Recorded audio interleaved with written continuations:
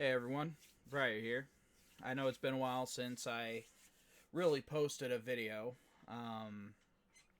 Been exceedingly busy and just, I don't know, for a bit I burned out on it, and with everything else, all the other psycho crap that was going on in my life, then I just couldn't really find the passion to do it. And I know that you guys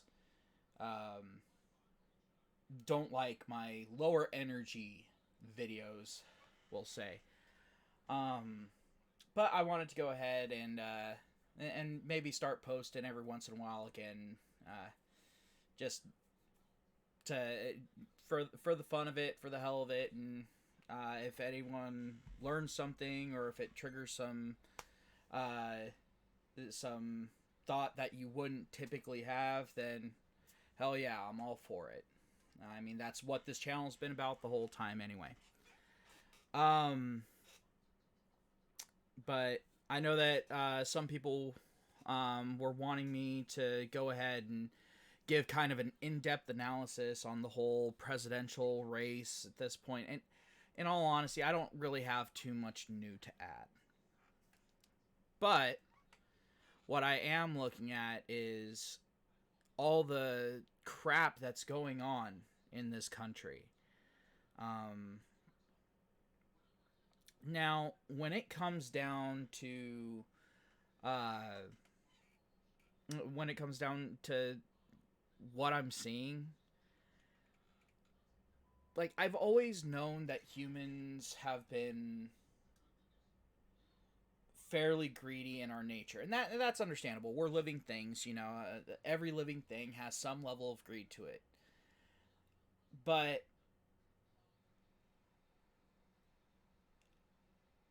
at no point do I really ever describe any other animal as having evil intention.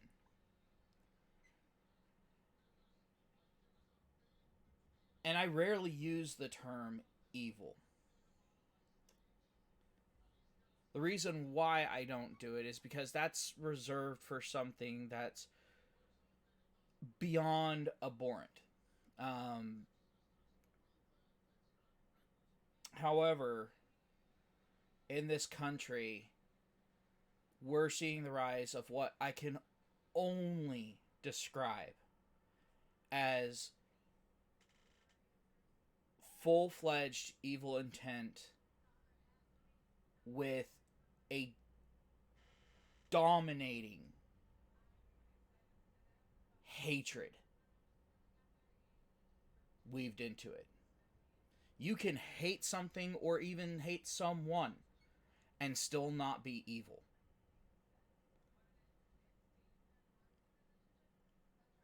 But when you hate someone or something to the point that you are willing to not only abandon your morals, because I understand a good revenge story.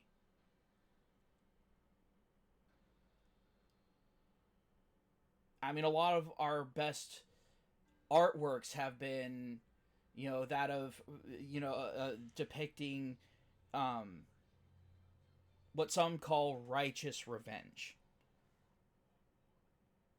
And we as a species have not changed for as long as we've existed when it comes to that.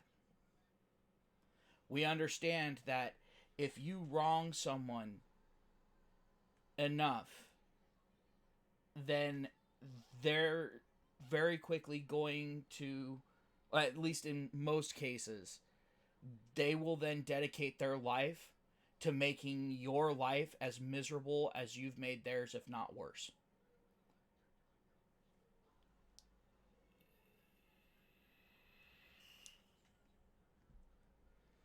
However, that aspect of humanity has now been hijacked.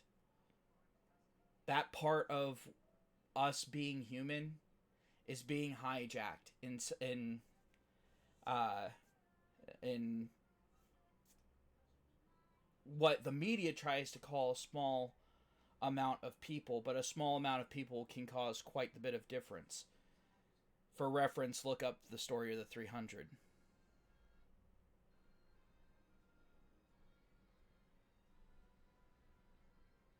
However, these groups,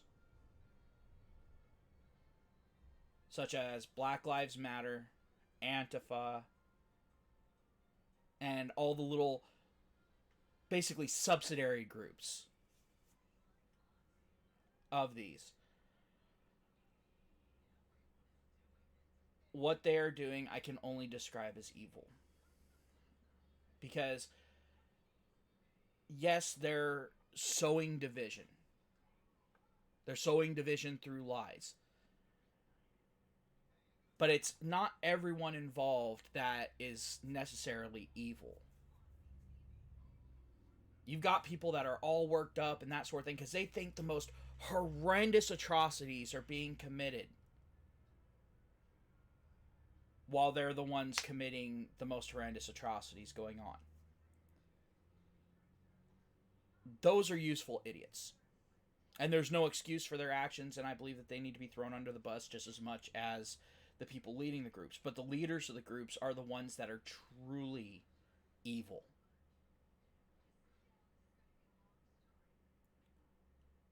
And y'all know me.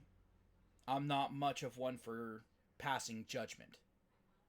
I'll jide people, I'll go ahead and call them a worthless piece of shit, but that's just my opinion. That's not a judgment. That's the reason why I don't typically say good and evil, because to me that is the judgment. That is where I typically draw the line. But under all but the most heinous of moral systems, these people can only be described as evil through their actions. They have damaged countless lives. They have damaged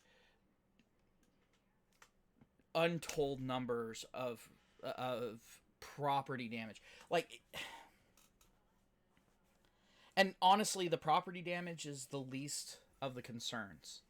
At this point, it comes down to taking away people's livelihoods, taking away people's lives, making it so that they have injuries that they have to live the rest of their life suffering from. And the ones that they killed, they left a void in the lives of the people who cared about them. And not only do they not feel remorse for it, they smile while doing it. Or should I say, they smile while their useful idiots do it. Until a camera's on them, and then they're just sitting there and saying, "Well, fair is fair." No. These people that have been killed and attacked and that sort of thing have done absolutely jack shit, fuck all, nothing to deserve any of the treatment that they're getting.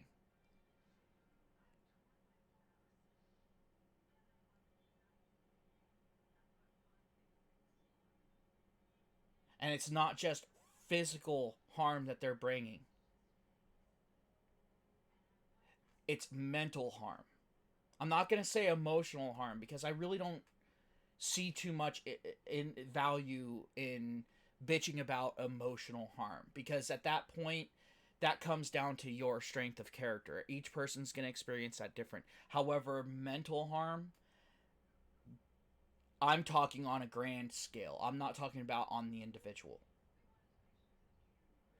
Now, there's a lot of people that know that a lot of this crap is just bullshit. But there are those small amounts of people that have become so trusting and so docile because of the absolutely amazing lack of true adversity that we as a country, as a culture, have become accustomed to, that they've lost some of their critical thinking skills. They've lost the capability of having those alarm bells go off when a bunch of shit comes together that just absolutely doesn't fit, they still go along with it. Now I understand the mantra of, keep your head down, keep your nose to the grindstone, don't stick your neck out. All right, fair enough. I get that, but there has to come a time where everyone raises their head and goes, "Wait, what the fuck?"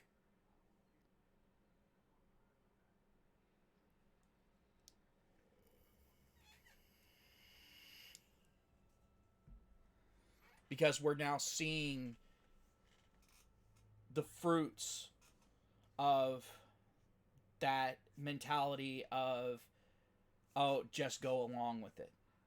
And I'm very much so a go with the flow type of person. However, there are times where you need to rock that fucking boat. I find it absolutely amazing that, and I'm going to outright call this out, I find it amazing that the Democrats and even some of the Republicans have been sitting there and basically egging on this whole dumpster fire that can be described as the riots for as long as they've been going on. And now, as soon as it comes time for election season, all but the few psychotics that more than likely are actually just useful idiots have either piped down about it or are now turning on the people that they've been egging on and saying that there's no excuse for violence, that sort of thing, when just a few months ago they were saying that they fully understand why the people are being violent and that they shouldn't be held accountable for it.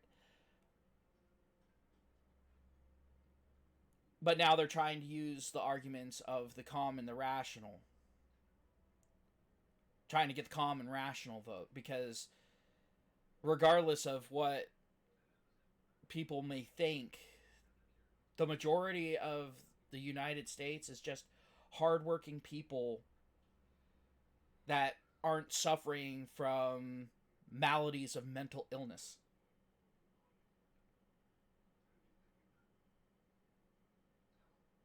The ones that suffer from mental illness tend to be the ones that, are the most hurt, because they are the ones who have the least amount to actually do to contribute to society.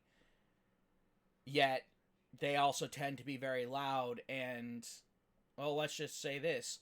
We as humans aren't trained to look for what's normal. We're trained to look for the anomaly.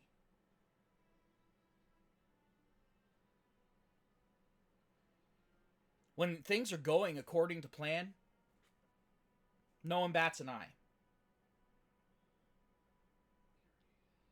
Whenever you've got normality, you don't have a lot of discussion about the topics going on, like what's going on in the world. It's all like, oh, did you hear the economy's stayed stable? Okay. You hear when the economy takes a sudden leap, or when it drops.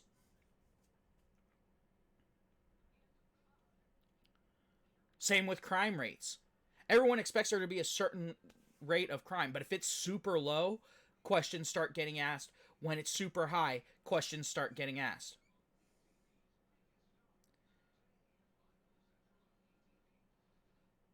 Well, you're not going to sit there and go, hey, look. That person is completely fucking normal. You're not going to fucking do it. However, you see the blue-haired land whale that's screeching and squawking about how men can have periods. You're going to stop and you're going to look at that. People are going to record it, put it up onto YouTube or, whatever social media is going on at the time. These people represent a very small minority. The only time where you have something that's even remotely close to these people having an at least, equity or a majority.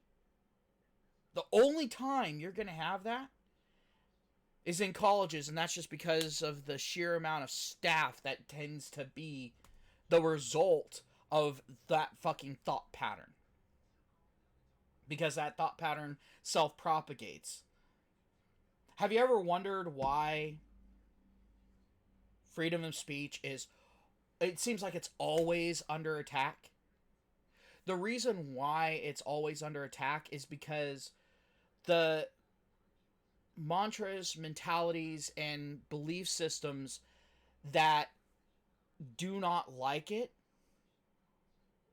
are more than willing to utilize it to fight it. That is the weakness of freedom of speech. Because not only are they willing to utilize it to try to take it down, they are willing to also obstruct it and to block it in order to destroy it. Whereas people who actually believe in free speech are loathed to say, hey, we need to put limits in.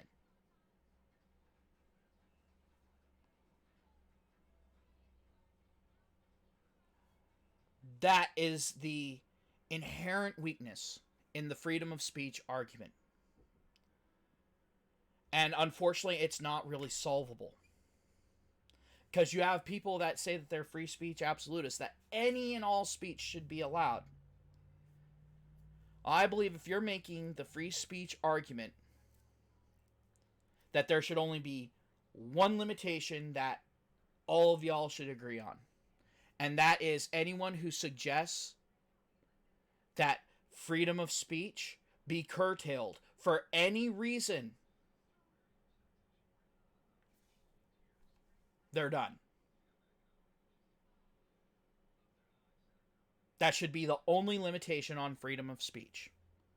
So I guess I'm not a free speech absolutist. But every system has to have something in it to self-propagate. Freedom of speech does not have this. And unfortunately, once freedom of speech goes, you have two pathways that America can take. One is to let all of the other freedoms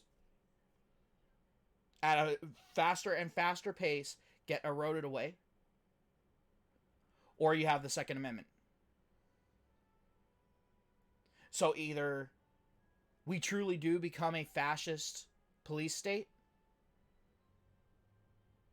we either become the new Nazis, the new Soviet Russia, whatever, pick your regime,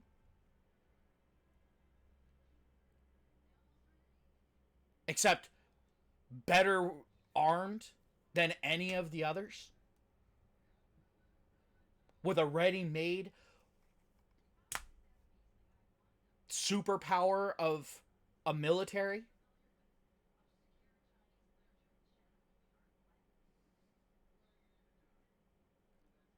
Or we have the violent option now, which would be a bloody civil war. And the reason why I say a bloody civil war as opposed to just a civil war, we are in a civil war right now. What you are seeing is basically what the precursors of a civil war are. Constant and growing civil unrest.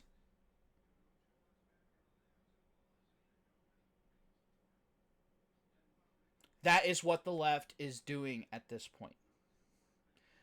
The right isn't standing up because as soon as the right stands up, that's when all of a sudden the police are allowed to do their jobs.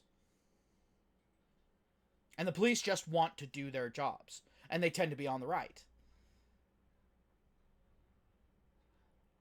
So, as soon as they're allowed to do their jobs, they jump in and do it.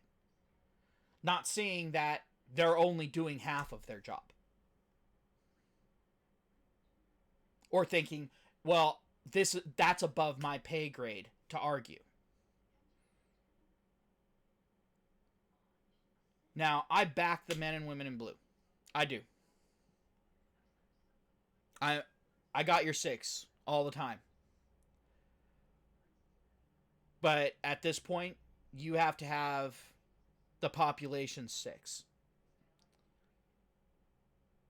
When you see people rioting and looting, and you suddenly see another group come out and start absolutely curb stomping these groups, when you're told to go in and sick the people that are violently attacking the peaceful protesters, yeah, get them to back off, but then you go ahead and you push those violent protesters back. Arrest them for what they're doing. Because these people are going ahead and defending their community while you were forced to idly stand by. It is not their fault that you weren't able to do anything. Why should they pay the price?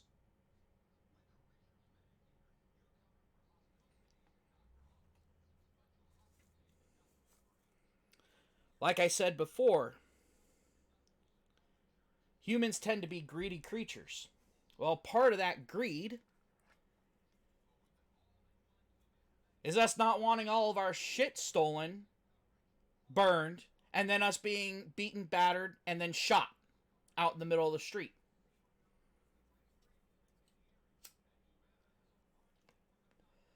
I know that may come as a shock to some people.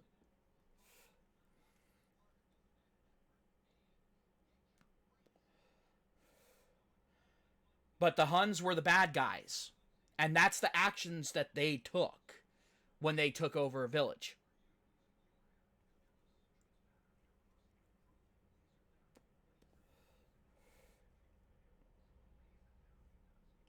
So, that's my view of the riots and how it's starting to warp my sense of what people are all about.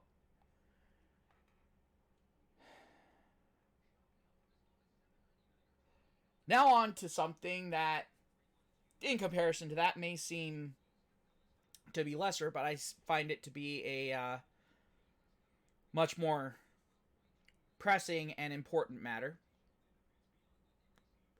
I'm sure a lot of you have heard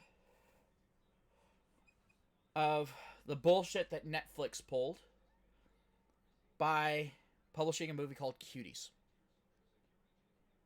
Now,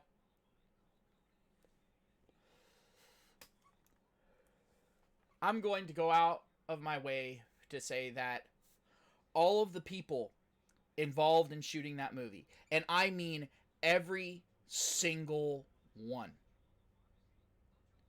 every person involved in shooting that movie, other than the kids, obviously, but the parents of the kids that allowed this to happen, they're included in this. Every last one of them needs to be convicted as a pedophile and thrown into a prison, and it be announced over the speaker as to what they did. Let the prison system handle it.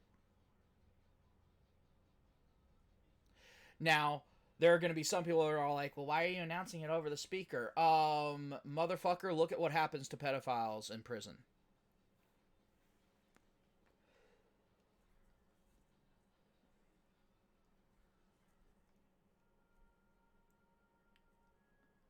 And yes, that is the vengeful part of me, and yes, I will answer to God about that later on, once I'm dead and gone.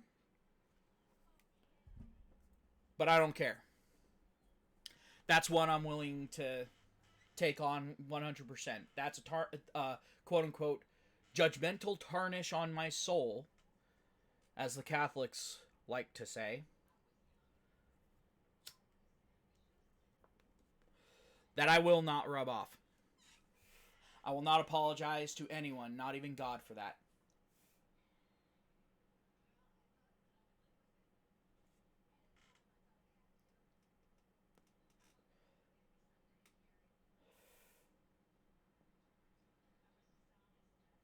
And quite frankly, whoever at Netflix thought it was a good idea to suggest that they go ahead and actually put that trash on there, I hope you lose your job. And I'm not talking about the professional loss of job that we're used to hearing about, where a person is, basically forced to retire and they get a big severance package, one last big payout and that sort of thing. No, no, no, no. I'm talking about call them into the office, say you're fucking fired, you have 5 minutes to get your shit and get the fuck out, and then only give them 3 minutes to get out, and then call security on their ass and have their ass beaten and bloody and thrown out into the fucking street.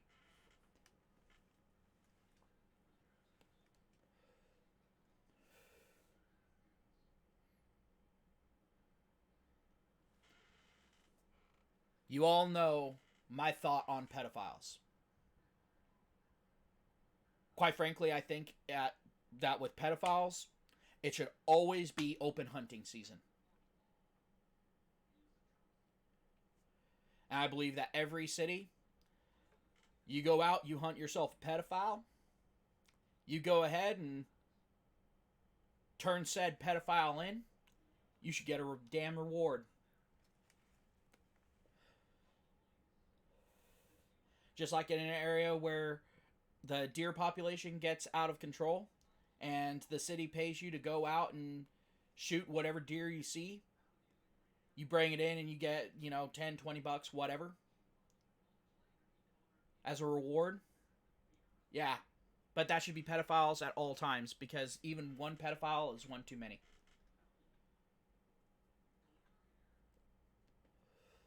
And here's the thing. A lot of people are like, well, there's a lot of pedophiles that don't offend. All right. The ones that don't offend aren't the ones getting caught.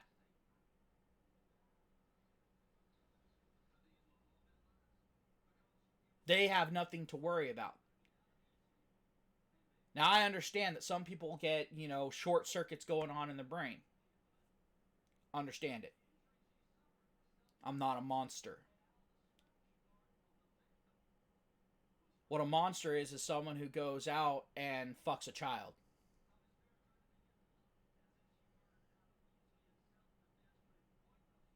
That's a monster. Hell, you don't even have to fuck the child. Because the thing is, there are people out there that aren't pedophiles, but they go out, they kidnap kids, and then they sell them to the highest bidder.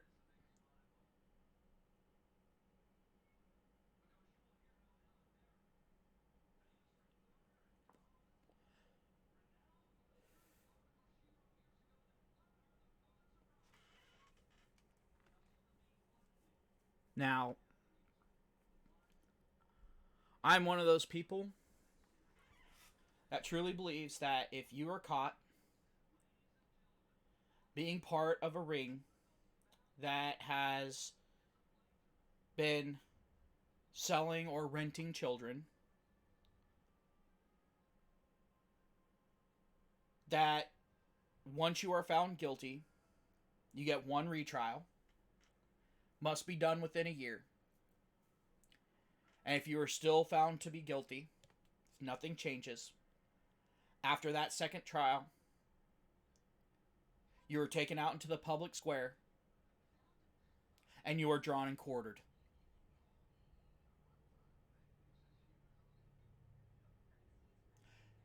That is what I think the punishment for that should be. Because at that point, you'll take out large swaths of these motherfuckers. And maybe we'll be able to start making up that fucking deficit that we're in. Because a lot of pedophiles were actually sexually molested as children. It causes that short circuit. There's some part in their brain where its development gets stunted. Now, not all pedophiles have had that. Some are just, sick. And no, I do not believe that a mental illness plea should ever be allowed in a pedophile case. It doesn't matter if you have a mental illness. I do not care. I do not care.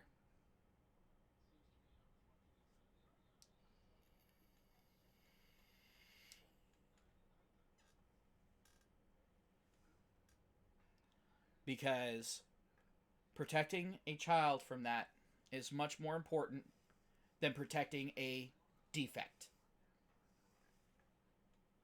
And a pedophile is a defect. They are a walking, talking, breathing defect.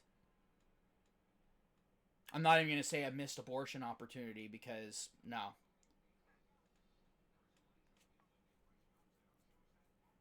I have more respect for walking missed abortion opportunities than I do a pedophile.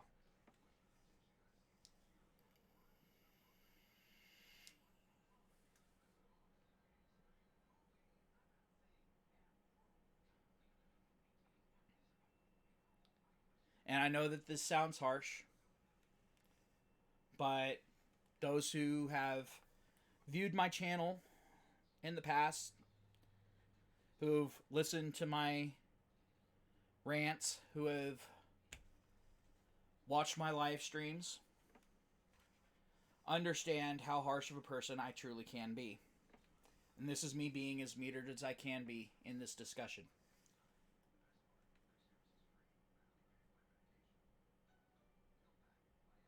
And there are people that are like, well, you're not going to get anywhere with being harsh like that. It's all like, you know what? That's a fucking problem now, isn't it? I want to know when it became okay to argue as to whether or not a child deserves to be sexually molested. Whether someone should have the right to sexually molest a child.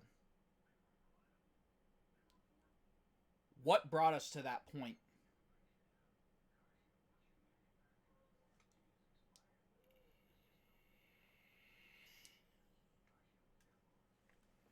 And there's a big difference between saying, hey, I don't think a child should be passed around like a party favor, and someone sitting there and saying, oh, this art form should be banned because a child could possibly see it. Big difference.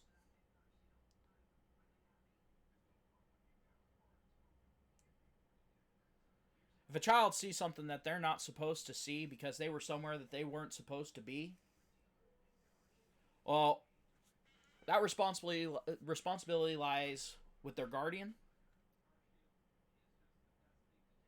and their lack of instilling morals in that child, because that child wouldn't have gone to that place if the parents had raised that child correctly.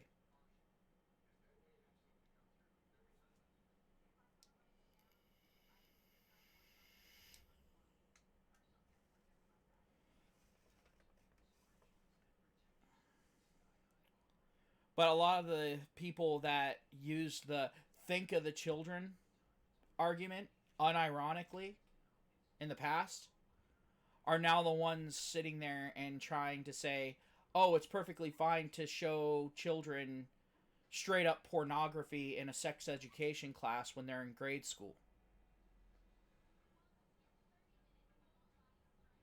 It's perfectly acceptable for a teacher to force children to make out uh, with whichever other kid they deem. Like, what the hell? What happened to think of the children? Oh, wait. That was just something that you were using as an excuse to try to silence other people.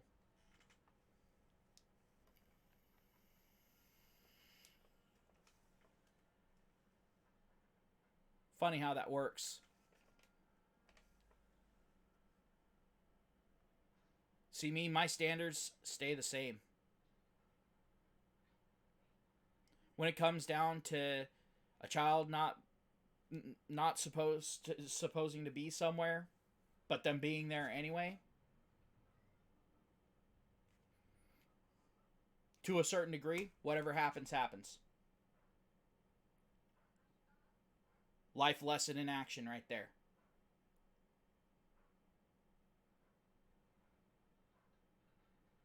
But at no point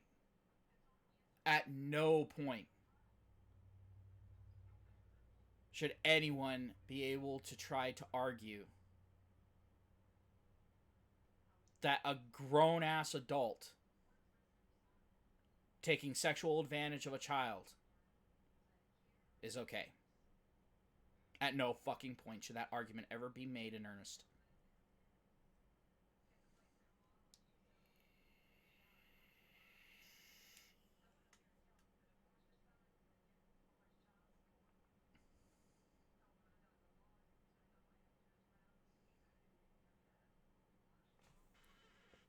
And I am so sick and tired of people trying to say that this is a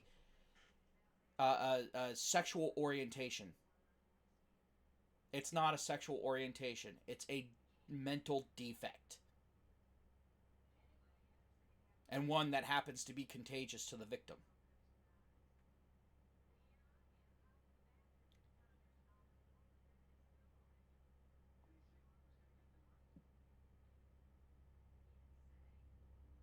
The lack of morals in this country, and this is coming from me of all fucking people.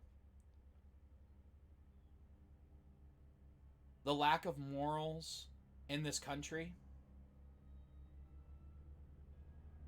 they make me sick.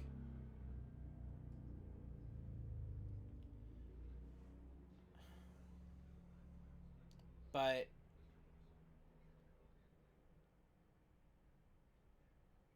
the biggest issue that I have with this recent development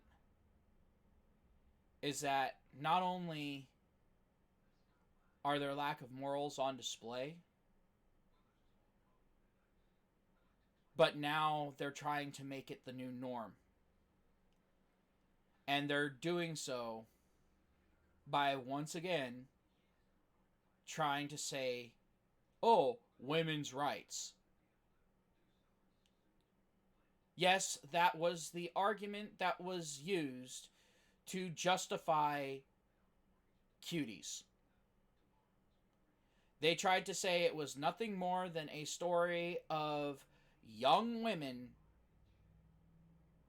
finding their voice.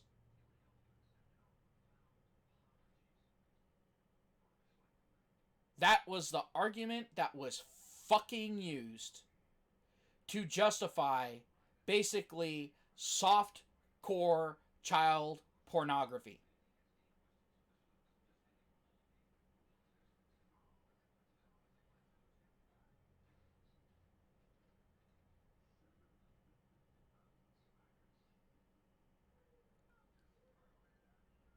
Now, anyone who's watched my channel knows my thoughts on the current women's rights movement. Well, guess what? This didn't help it. At this point, if you're saying that women's rights extends to sexualizing children, then I will become a MGTOW hardliner right quick and in a motherfucking hurry.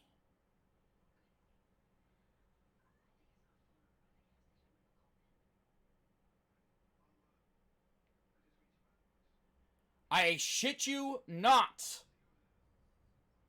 I will become the most misogynistic son of a bitch that the world has ever fucking seen.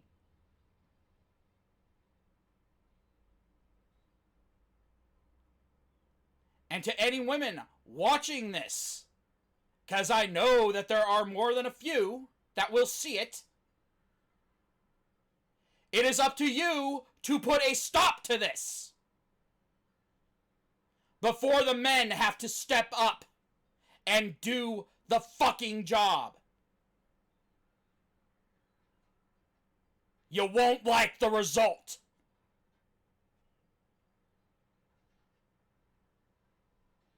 Do not allow these motherfuckers to use your rights as a fucking shield for pedophiles. That is the final straw.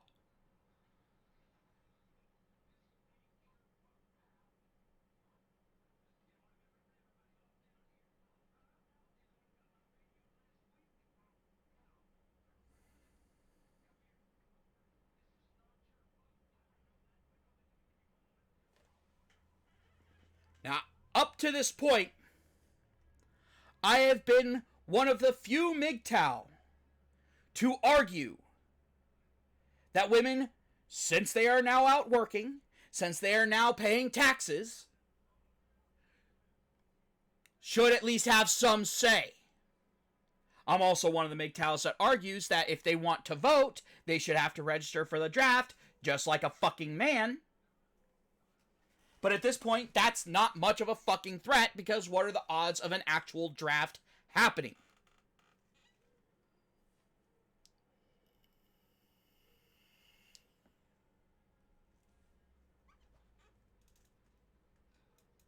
But at least have it as a show of good faith.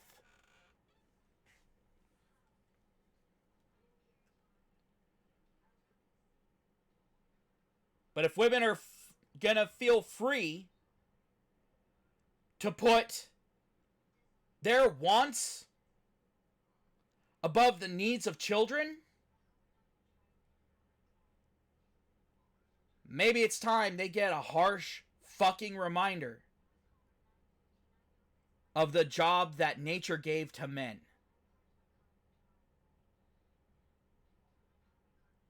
Our job is to protect children.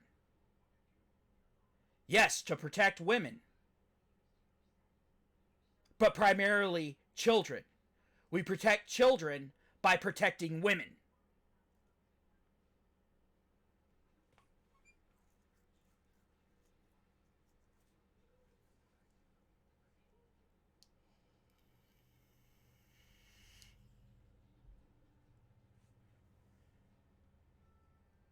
And any parent worth their salt will tell you when the individual that you are charged to protect is being a fucking little dipshit and endangering not only themselves but others, it is your job to apply a firm and memorable kick to the ass.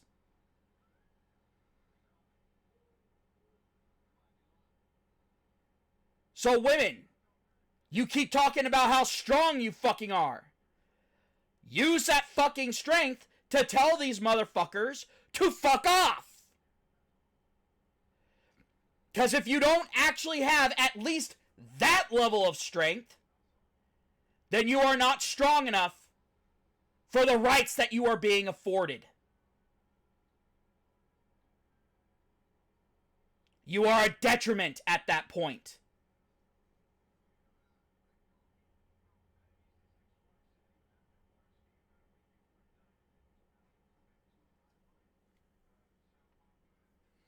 And I have seen a lot of women standing up saying, what the fuck is this shit? Maternal instinct kicking in. Going, hey, like the ones that don't have kids are all like, hey, if I had a fucking kid, I would not be okay when my kid is fucking 14 years old, a 24-year-old railing her.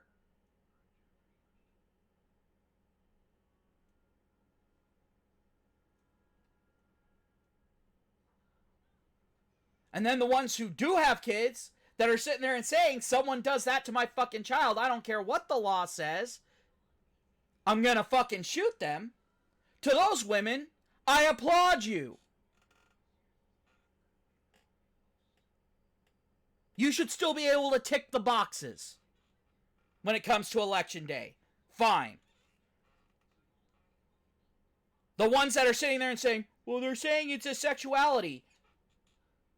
No. You need to be shipped off to India. So you can go ahead and see what they have in fucking mind.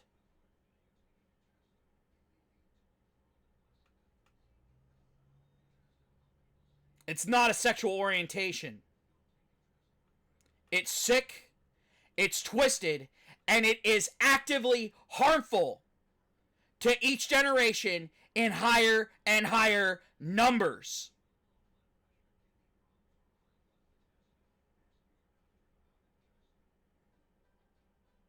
Do you know the suicide rate for children that have been molested? No, you don't. Because the numbers aren't reported accurately.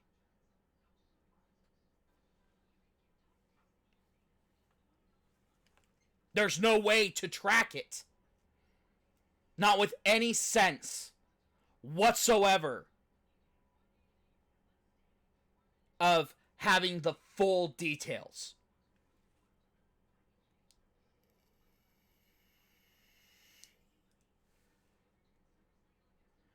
Especially when half the time it's being ignored. Or even justified.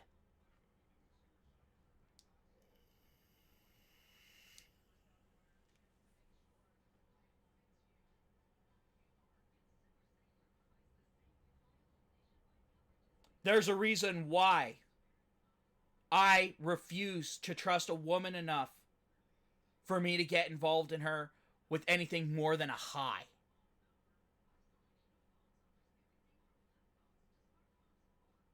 And you're seeing it right now. Because you can be the nicest fucking person in the world. There are plenty of women out there that are the nicest fucking people in the world.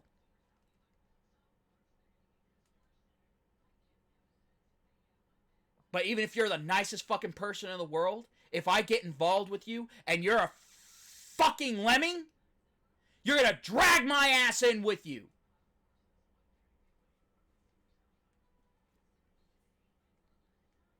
I learned from the story of Adam and Eve. And I refuse to be Adam anymore. You want to eat that poisonous fruit? Go ahead. I'll stay right here.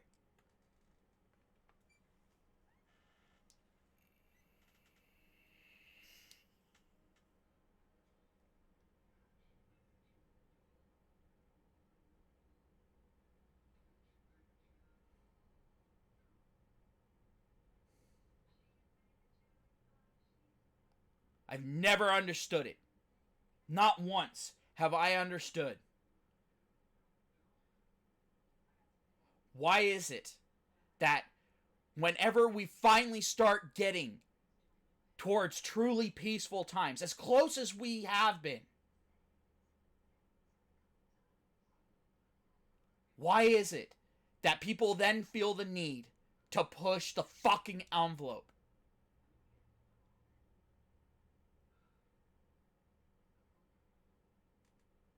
I mean, yeah, if you see something wrong, call it the fuck out. I understand that fully. But we've gotten to the point where people are now trying to defend active criminals, that are now trying to defend rapists. And all just so they can go ahead and get a little bit more power.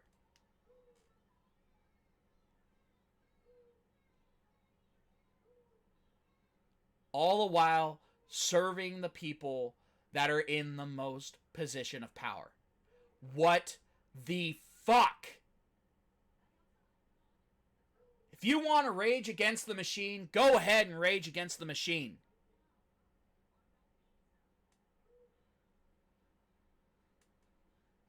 But don't rage against the spare parts.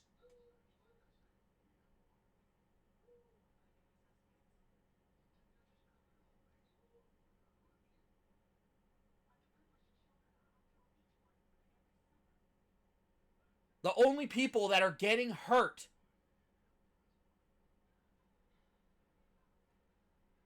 are civilians. People that have nothing to fucking do with this. Well, that and cops.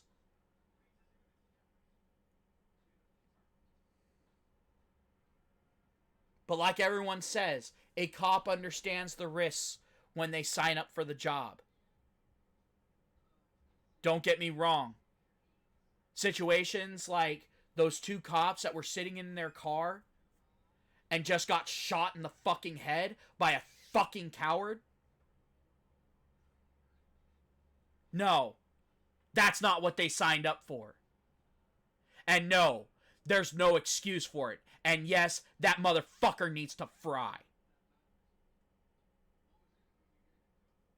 That should be an automatic.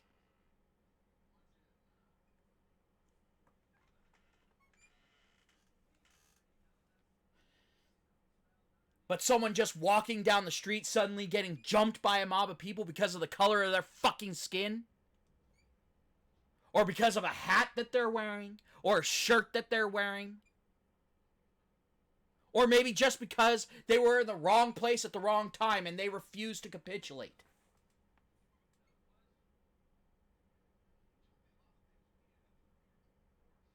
The person who avoids the fucking mob but comes in and sees their business burned to the fucking ground. The business that they just sat there and spent the majority of their life building up, and now they're left with nothing. Because insurance companies don't cover riots.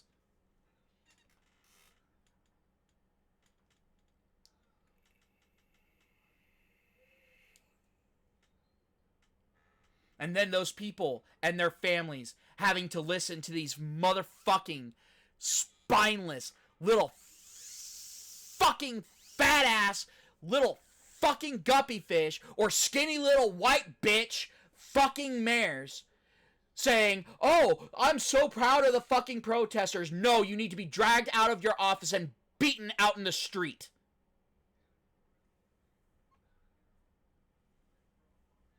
Get a taste of your own fucking medicine.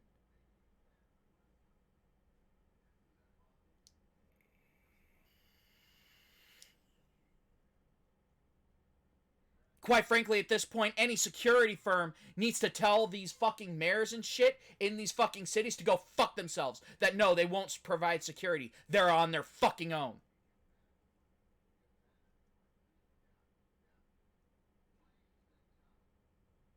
Something tells me these motherfuckers' positions would change real fucking quick.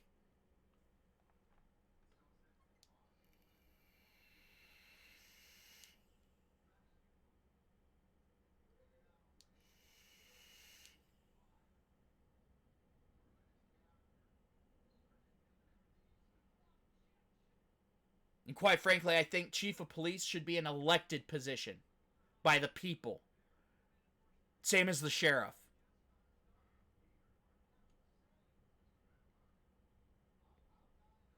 Don't give mayors the authority to unilaterally control the police force.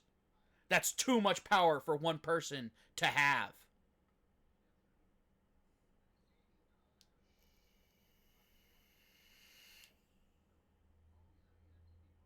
Especially someone that can be so easily swayed by politics of the day.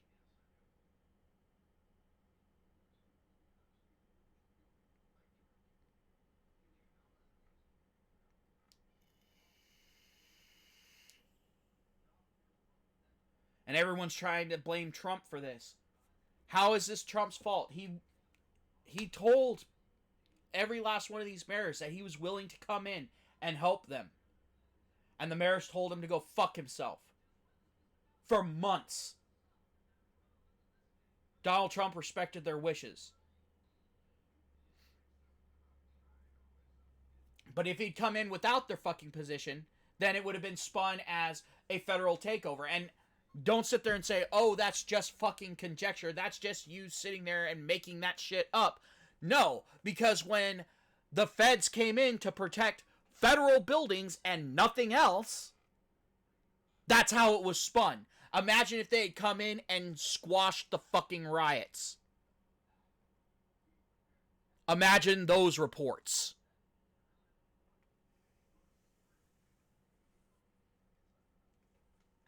Oh yeah, we're getting to the real fucking problem now.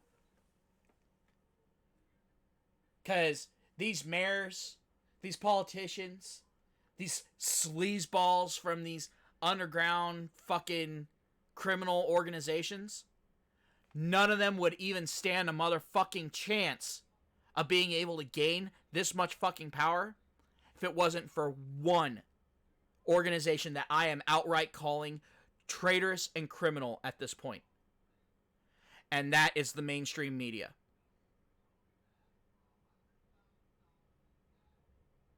Hell, the one that's the least guilty is Fox, and even Fox doesn't report everything straight. There's always a fucking spin. Hell, they have one series called The Angle. You as a news company should not have an angle. A news company should report news. News is facts.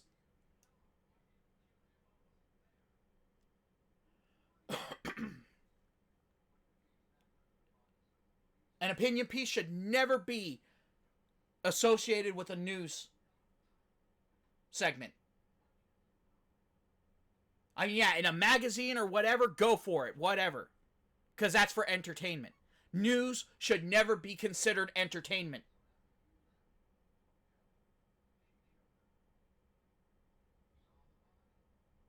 News is meant to inform.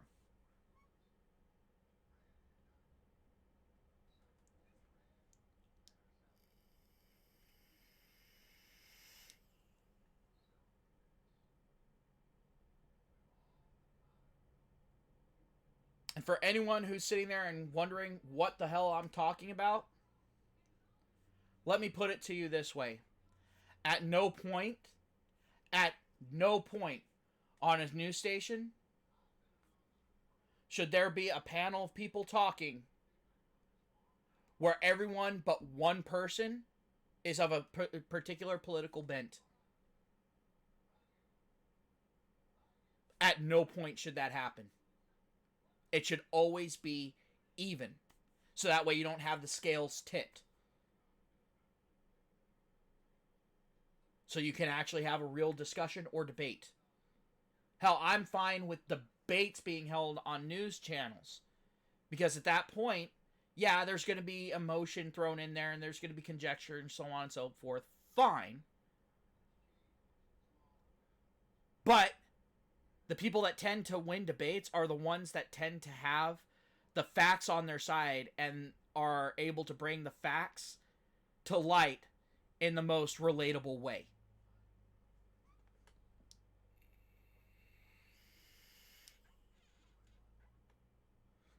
Ask any debate instructor or captain from a debate team. It's very rare for someone to be able to just go out there and do nothing but quote statistics and win a debate. If someone's going out there and just quoting statistics and not making any appeal to emotion or morality, if that person then wins by just quoting statistics,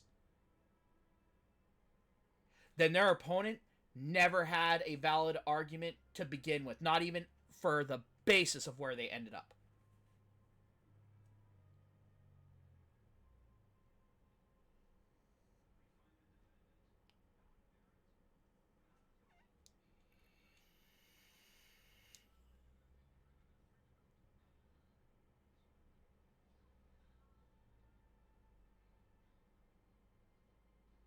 So I guess that's my analysis of what's been going on. A few prescriptions for solving some of the fucking problems. None of which will ever be fucking implemented because people are either too fucking spineless to implement them, or the bleeding hearts will somehow find a way to get the rest of the world to jump in and tell the US how to run the fucking US, as has always been fucking happening ever since I was fucking born.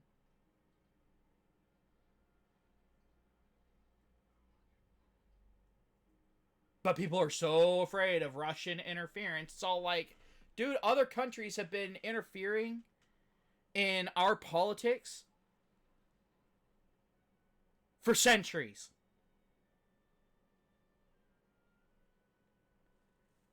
Hell, the big focal point of the major fucking issue of the day, which would be Black Lives Matter. Yeah, well, you know who fucking sold the slaves in the first fucking place? That's some long-term fucking with our shit there.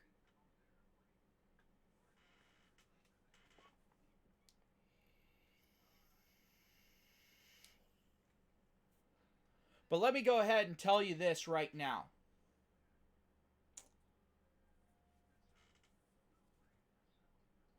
Let's go ahead and walk through if blacks had never been brought over as fucking slaves. what would be the result of today? I'm actually going to go ahead and try to run through this in my mind. For one, we wouldn't have had a bloody civil war.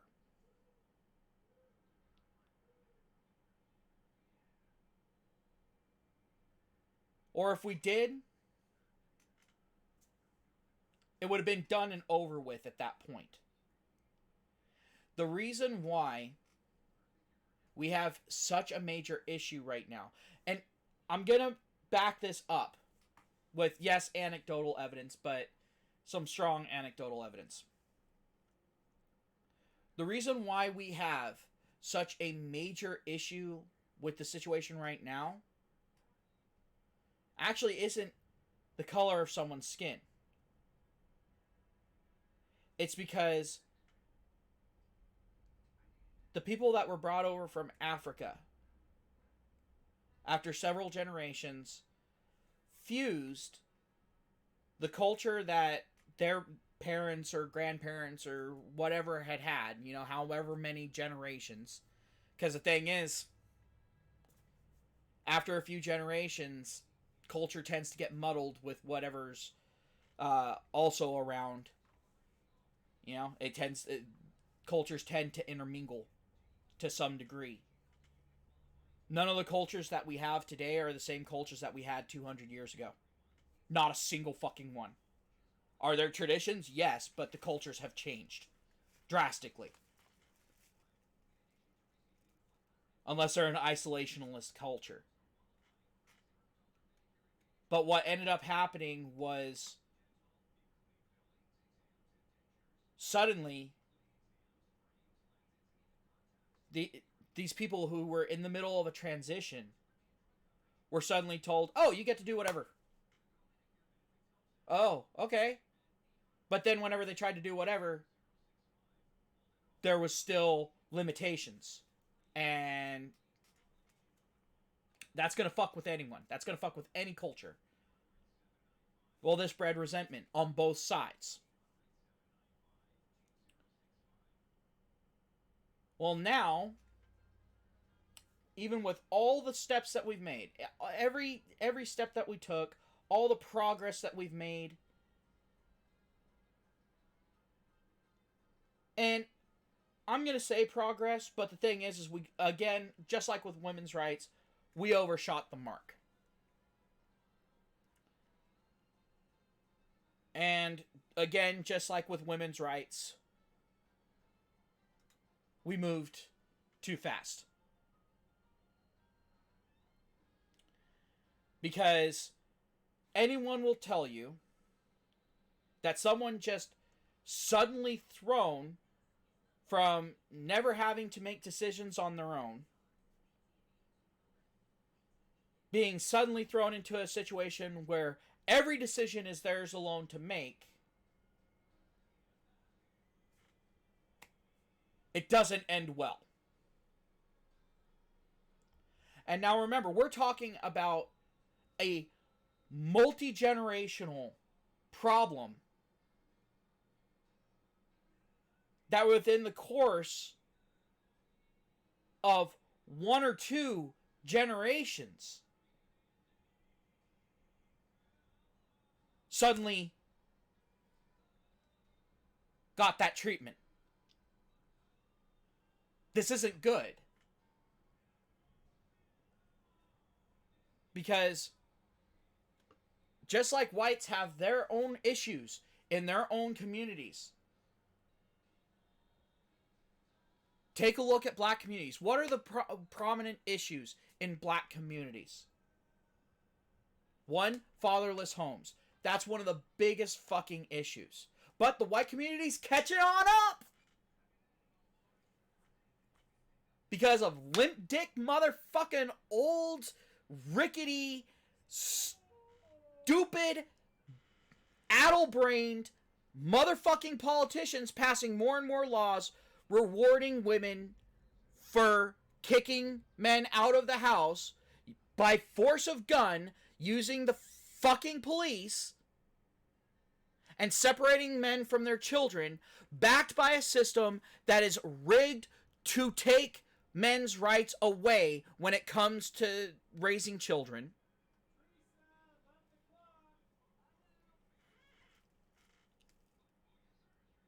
On top of that, you've got a major issue with drugs. Now, meth tends to be a big issue across all cultures. That's one of the big hitters. But then you got cocaine, and then some people try to say weed. I don't look at weed as a problem. I look at it as a fucking solution. I figure it this way. If everyone on the fucking planet was a pothead, we would have maybe half the amount of violence. Maybe. I'm thinking probably about a quarter.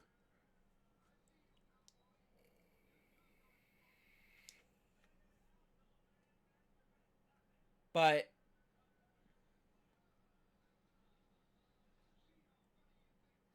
then you have a bunch of gun violence committed by people who have guns that should not have guns and guns that aren't registered. Ouch. And black on black crime is out of fucking control. Everyone's all like, oh, well, if you go ahead and you look at, at how many white people are killed by white people and how many black people are killed by black people, it's all like, yeah, no, those numbers are pretty similar, and that's pretty fucking sad, since the black population is about 12 to 14% of the white population, yet our numbers are pretty evened out. At least that was the last numbers I saw. That's not good. That means blacks are wiping themselves out at a rate that Hitler would have been proud of.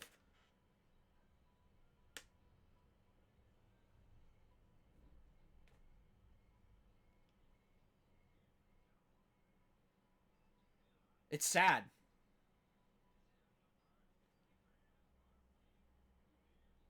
But what's even more sad to me is the fact that there's so many people that idolize that aspect of culture.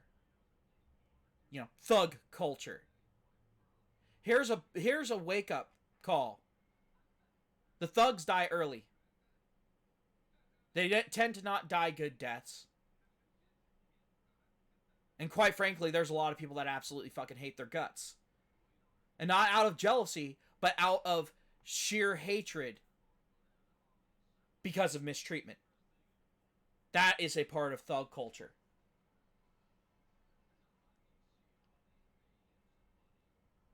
I absolutely hate that fucking shit. But the fact is it's idolized. Not only in the black community, to the point to where if someone in the black community wants to actually go out and be an academic or, be a doctor, whatever, whatnot, they're fighting an uphill battle to get support from the people locally. I mean, take a look at a bunch of black media. Take a look.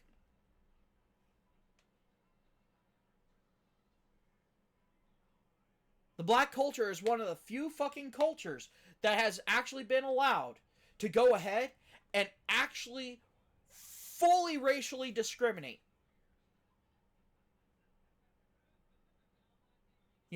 Black only owned businesses. You see a white only owned business? Oh, motherfucker. Not only is the lynch mob coming down on those motherfuckers, but at the same time, so is the fucking government.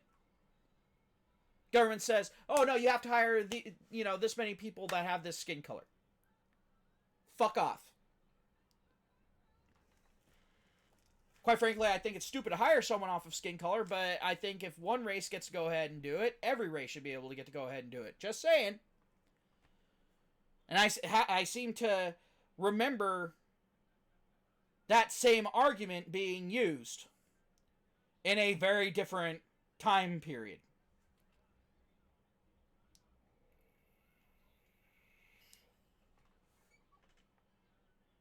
But if you go ahead and you take a look, what's supported? What do you see on those networks. Heavy emphasis on materialism. Basically, you're judged by how much shit you have. How much shiny things you have.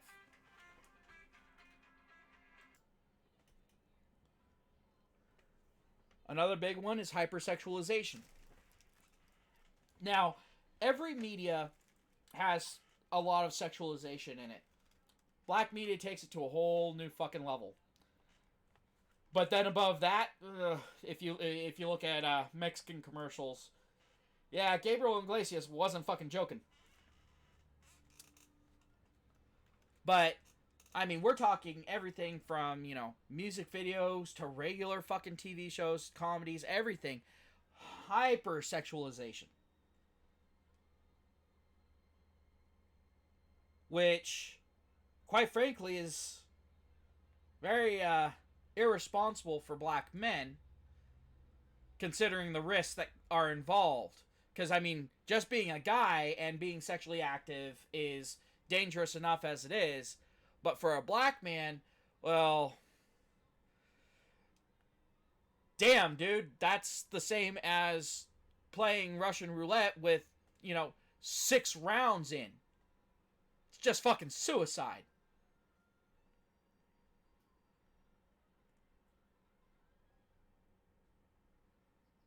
Then, of course, you've got the whole thug culture, which actually incorporates the other two along with other things, including drug use.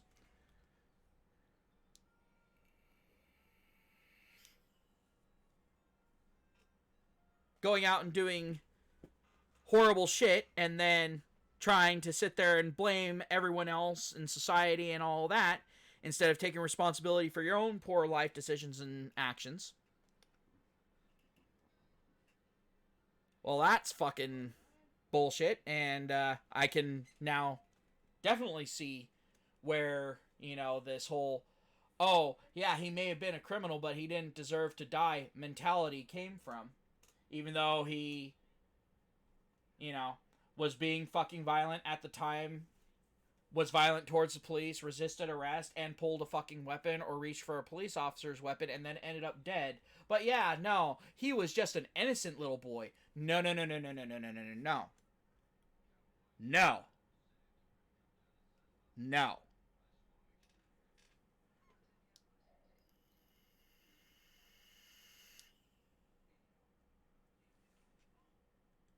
A lot of people have been saying, you know, play stupid games, win stupid prizes. Yep, well, there you go.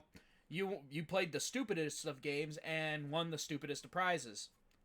Awesome.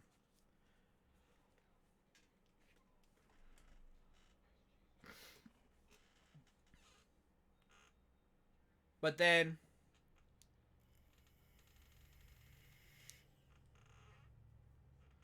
another big issue in the black community, and I know I am going to get a razz of shit for this one.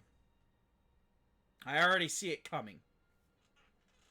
But I'm going to say it because not a lot of other people say it. But I'm pretty sure there's going to be a lot of black guys that are going to be clapping when they see this.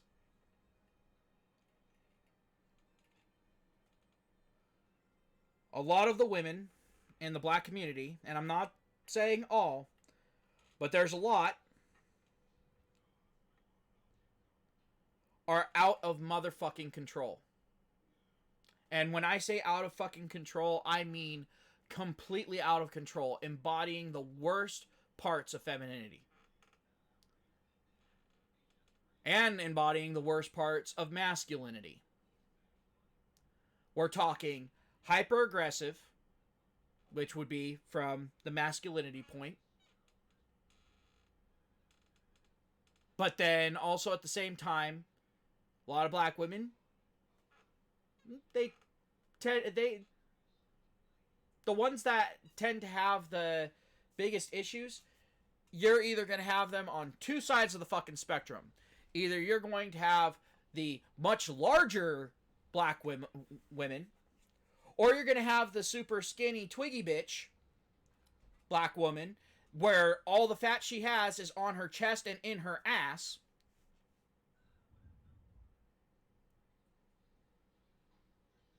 You know, the Super King Tear, all that sort of shit. Or you're going to have the, you know, heavy black woman that's got more rings than Saturn type of shit. And this tends to be the more of the ghetto attitude.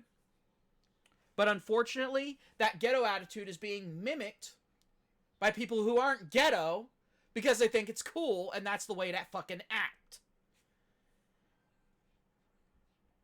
White women adopt this too, but usually they get it slapped out of them right quick and in a hurry.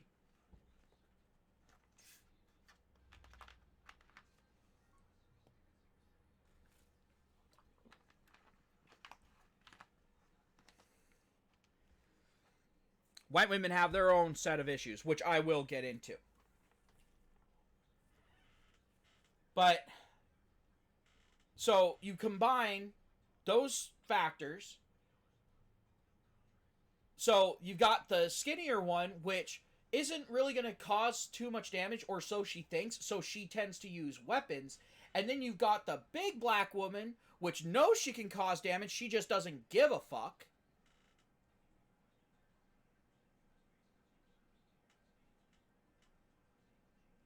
And they're willing to attack because they have the female mentality of nothing is going to fucking happen to me.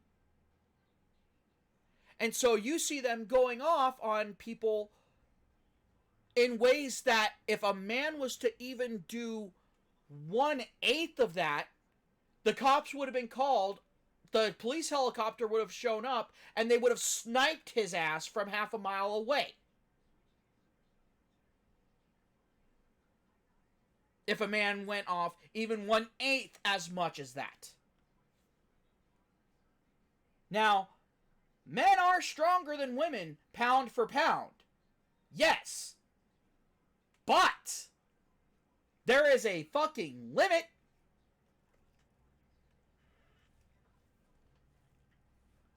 But then on top of that, when the men in the black community do try to take care of it, they take care of it either in the wrong fucking way, which gets these fucking psycho women sympathy and all that, and they get to go to the court and go, oh, he hit me, da, da, da, da, da, blah, blah, blah, blah, blah, blah, blah.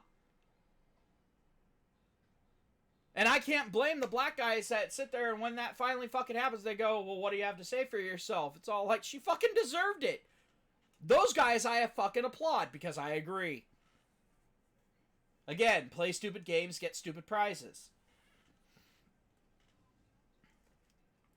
Quite frankly, I think at that point, if there's a video of this bitch going fucking psycho, the guy standing there fucking taking it, and then finally losing his shit and fucking backhanding her across the room, I think he should automatically be found innocent. It's all like, if the ratio of hits is more than 10-1, you're justified.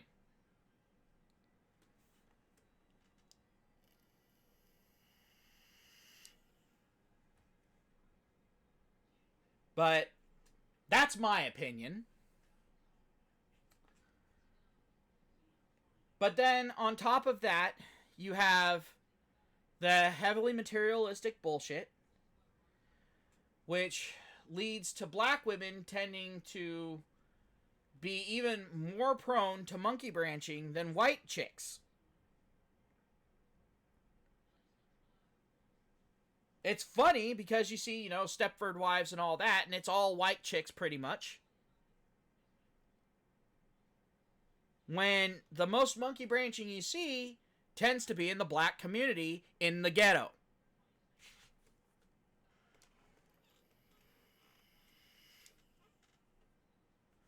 But then you have a clash, because then you also in the black community tends to be heavily fucking religious. That should counter out a lot of the other shit, but it doesn't. Especially when you've got these black preachers that get up there and turn a sermon that's supposed to be about religion and God into how white people bad.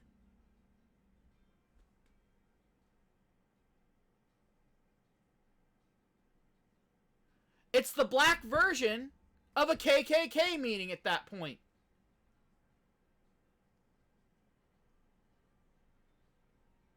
teaching about the evils of another group of people based off of the color of their skin with religious fervor.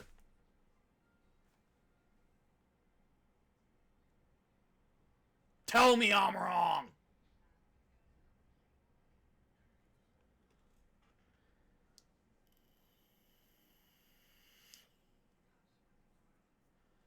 But another fucking issue that I have is just this sense of you owe me something. No, I do not owe you shit. No one inherently owes anyone shit, unless you're talking about you and your folks. Because yes, you owe your folks your life, literally. And if they stuck around and raised you, well, you owe them a lot more than that.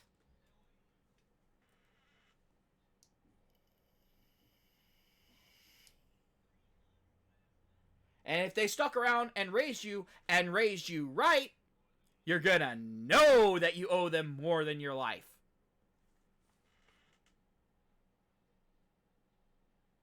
And if they stuck around and raised you right, and actually give a shit about you, they won't ask for repayment. Because you're their child. I cannot tell you how many times I have seen people in the black community, and I've seen it in the white community, but I have seen it time and time again in the black community, these single black mothers sitting there and putting their kids into a fucking guilt trip about how they owe them so much and how much they sacrificed and da da da da da da da. You as a parent should not be saying that to your child. I don't care if you're a man or a woman, if you're a single parent or if you're still together with the other person. I don't care. You should not be doing that, because at that point you are giving your child the mentality of, oh, you scratch my back, I'll scratch yours, and that's the only way things can exist, because it's even existing like that at home. It's wrong. And it leads to shit like what we're seeing today. Now on to the white girls. All right. White girls. Y'all bitched for the longest fucking time about guys having yellow fever. Y'all still bitch about white guys having yellow fever.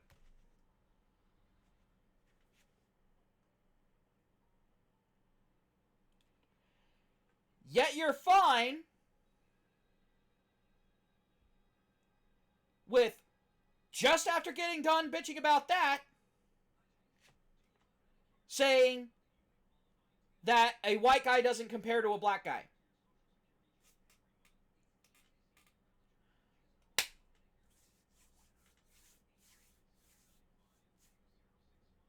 The fuck?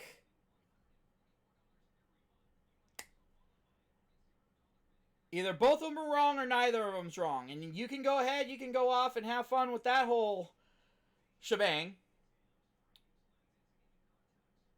And we can go off and do our own fucking thing with women from a culture that makes a little bit more sense than our current one.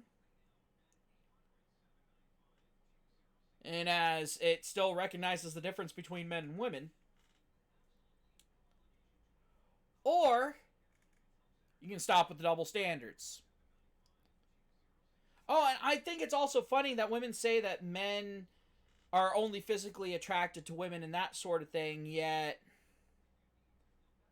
that argument only holds true if you're looking at flings. When it comes to relationships, guys Yeah, no, guys are initially physically attracted. Usually it's a sexual attraction to begin with. But then the reason why a guy will stick around is because of personality. You have to be exceedingly hot or exceedingly good at sex to get a guy to stay. Just on a physical aspect. You also tend to have to be a psychopath, but a well hidden psychopath.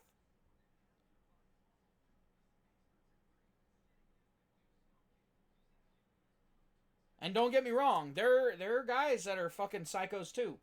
Don't get me wrong, you know, like they'll act all sweet and innocent and that sort of thing, and you know, like the best guy, and they can keep it up for years and years and years. They finally get you to marry them, and then as soon as that, you know, honeymoon phase is over, all of a sudden the flip switches, and now you got an over controlling, overbearing motherfucking bastard that beats your ass on a daily basis.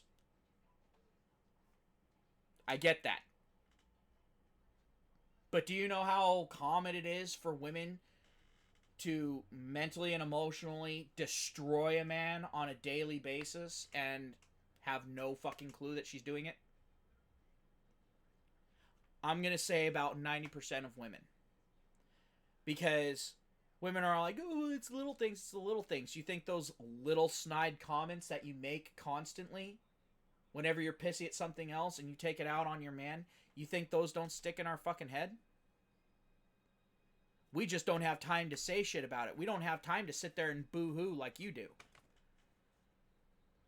Because if we call into fucking work and say, oh, my wife said something mean to me, we're not going to get, oh, honey, you know, go ahead and, you know, take the day off, get yourself straightened out, you know. I suggest going and talking to friends. No. Guy calls in, it's all like, yeah, well, you still need to be here in 5 minutes, and if you're not here, you're fucking fired.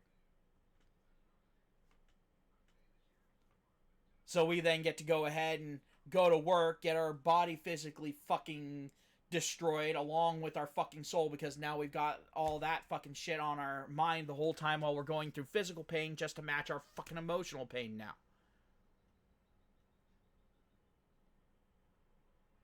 And day in and day out with that, especially a guy that has 2 fucking jobs to support your ass. Especially if it comes down to, well, you don't make enough money. It's all like, bitch, I'm working 2 motherfucking jobs to support your fucking ass. I'm killing myself here. I'm literally working a job for you and for me. If that ain't fucking enough, I don't know what you want me to do. What, do you want me to work 2 fucking full-time fucking jobs and then go ahead and go to fucking school and just not sleep for 4 fucking years?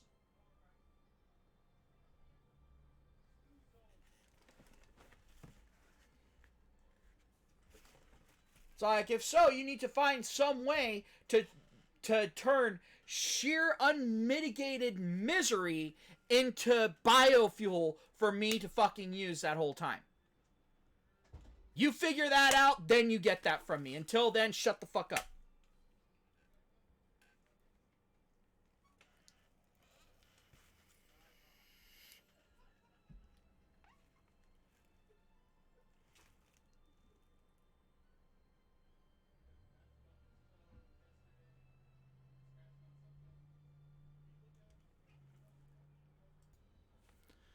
Sorry about that long pause, and if I'm a little bit off topic, someone was at the door, and it was a family member that I haven't seen in a while. So, yeah, but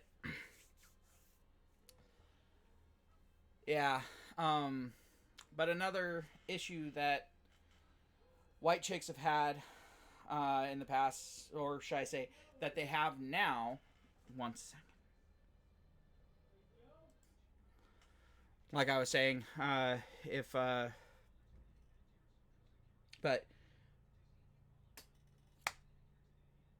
when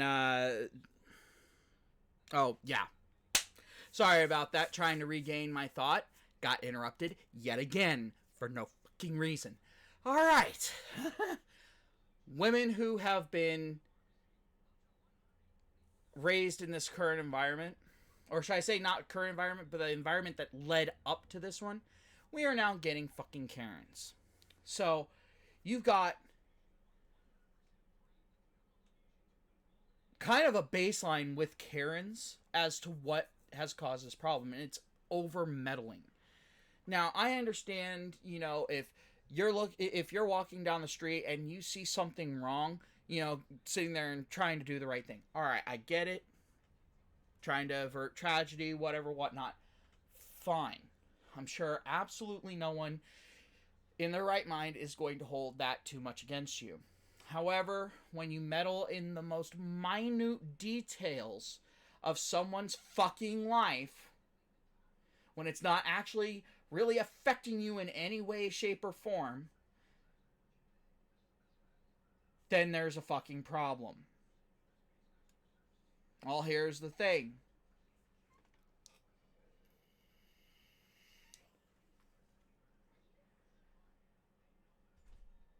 A criminal being shot because they resisted arrest and were violent with cops or pulled a weapon or whatever, how does that affect you?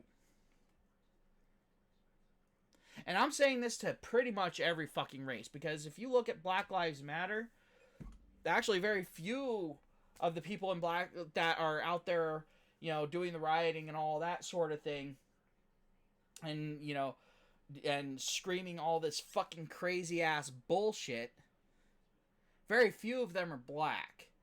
The leaders may be fucking black. But then after that, black people are dispersed very, very, very sparsely.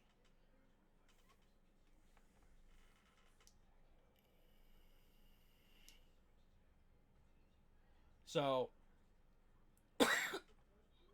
I'm just going to say this right now.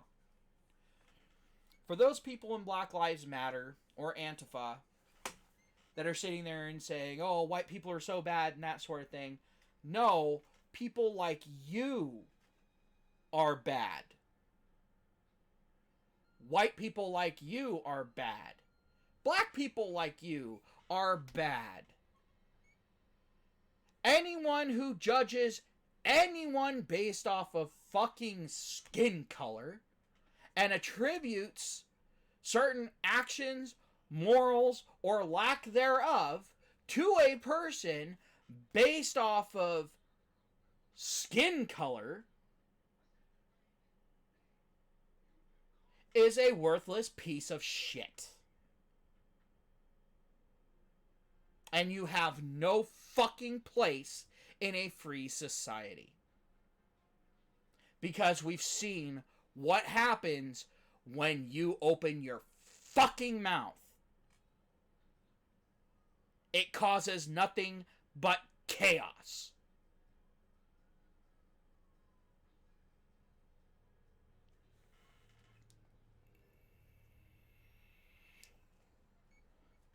And why is it that these fucking people, and we already know the answer to this is more of a facetious question, does it really surprise anyone that these people are always the ones that are trying to limit speech? That's always how it goes.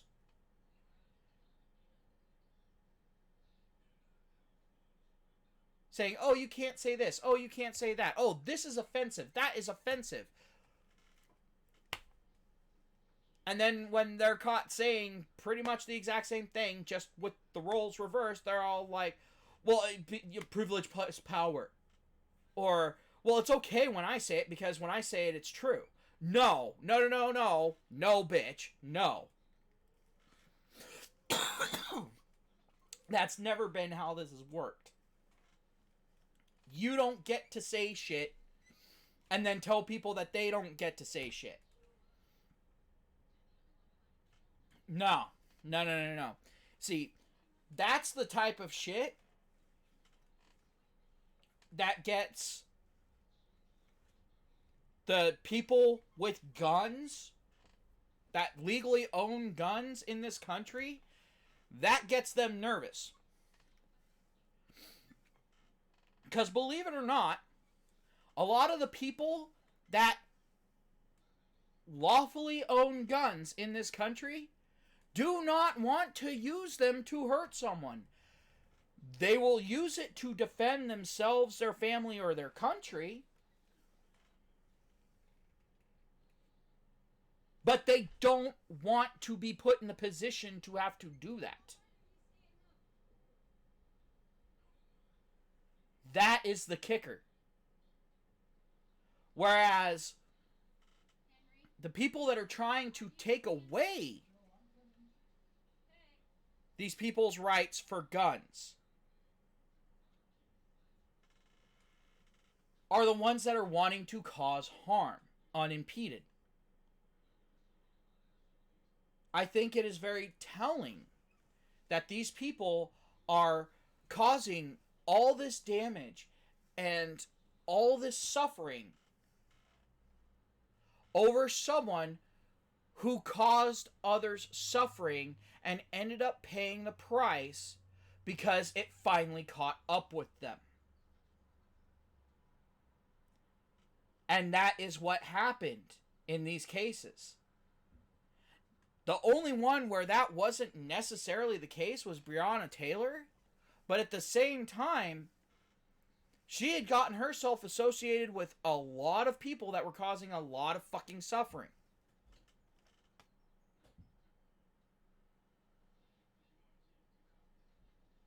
I'm sorry, when you date someone who you know is doing very illegal shit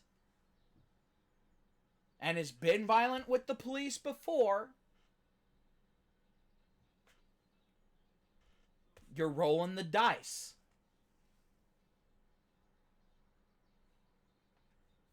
And it's not the police's fault that he decided to try to use her as a fucking shield.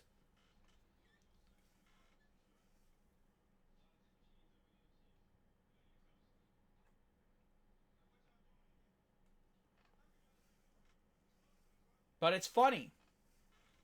Apparently, worthless pile of shit criminals think alike.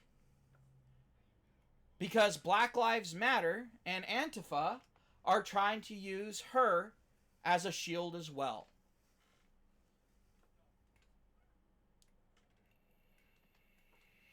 So that they can justify their unjustifiable hatred of cops.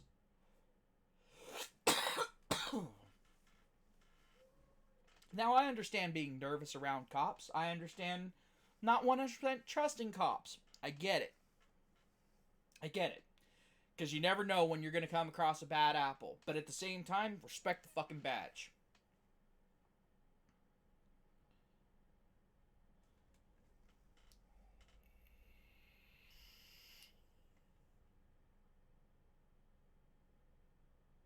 And yes, I'm one of those people that I believe that it takes a lot of strength to do what's right, and sometimes what's right isn't necessarily legal. I get that.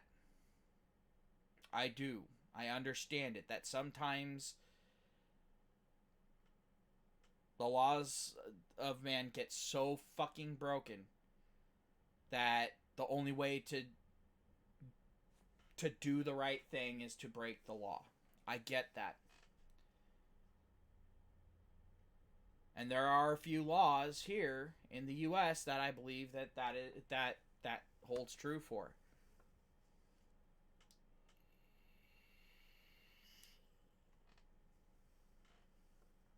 Vast majority of them don't require violence, though. And none of them justify running up to a cop car and randomly firing into the windows. None of them justifies executing a cop.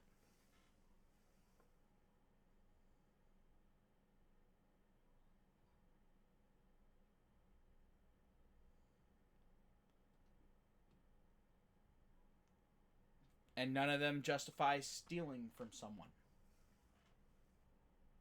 None of them justifies burning random businesses to the ground. or destroying random cars, or destroying police cars.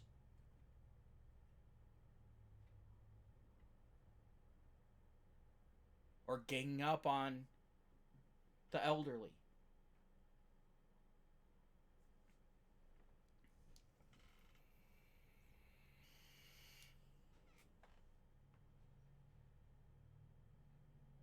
And certainly not driving someone who had to defend themselves after doing everything that they could reasonably to avoid escalating violence to suicide.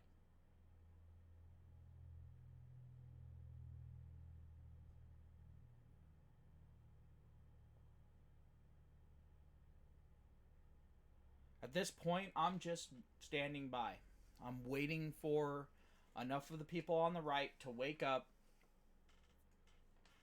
and tell the rest of the people on the right that are trying to be these overly understanding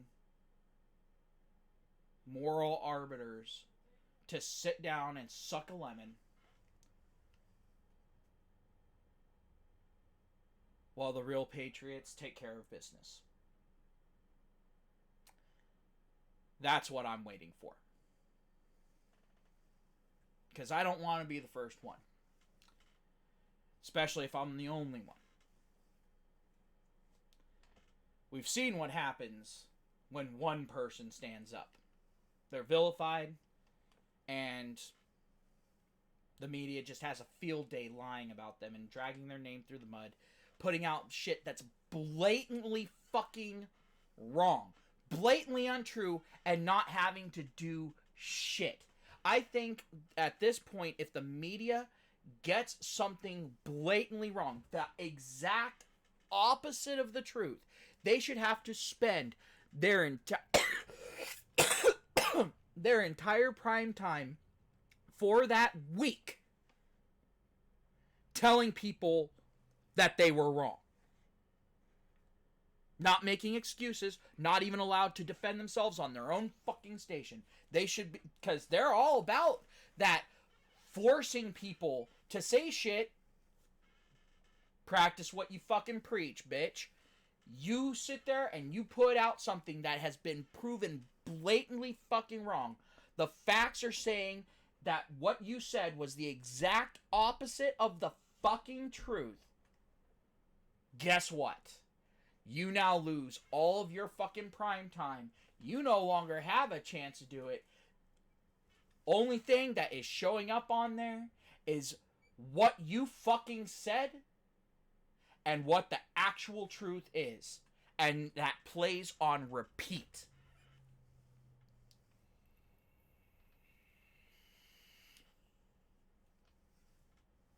Guarantee you CNN would go out of fucking business within the first month. MSNBC, I give them maybe 3 months. Just because they have the big donors. And very little overhead compared to CNN.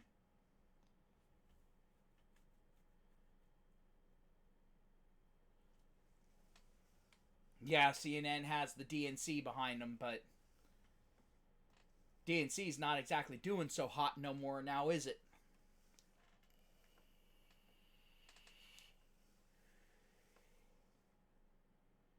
And quite frankly, any businesses that are backing the DNC at this point, yeah, at this point, you're either actively evil or you're a masochist. Not sure which yet.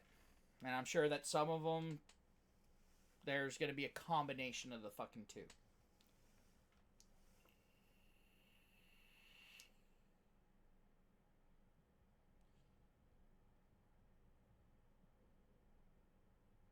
But when it comes down to the Republicans, there are some issues there too. The first issue is the Republicans tend to be fairly fucking spineless when it comes to conflict.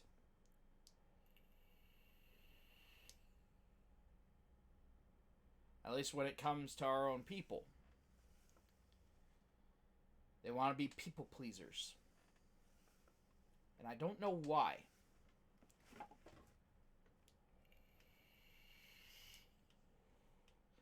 I'm glad that they weren't that way back when slavery was a thing.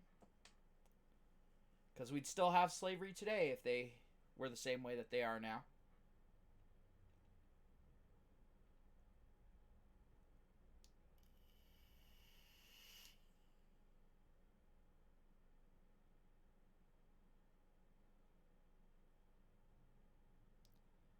And I just thought of something. Abraham Lincoln was the one that started the movement for the abolition of slavery. He was the president.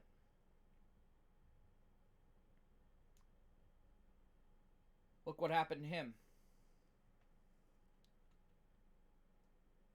And now, all these years later, we have a president that has gotten black unemployment to an all-time low.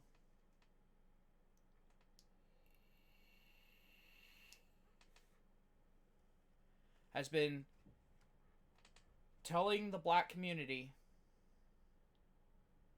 that they are strong and more than capable of being independent on their own strength.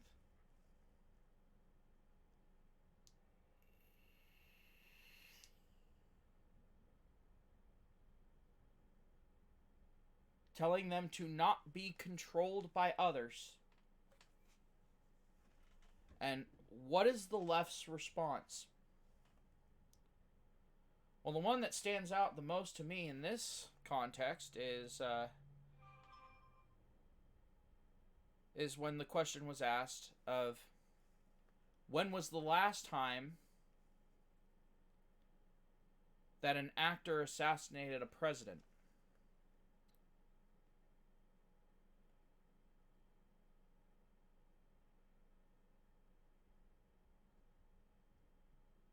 I think it's ironic. How about you?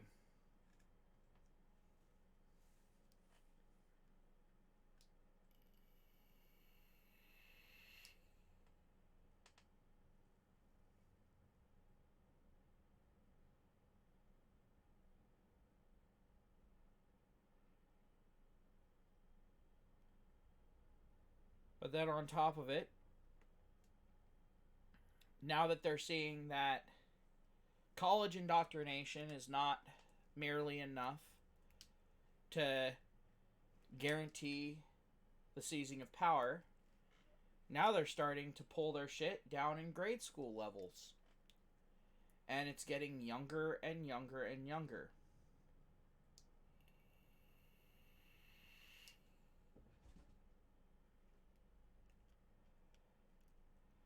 I've even seen some videos of some people trying to say that it should be illegal for a doctor to note down the gender of a child on the birth certificate.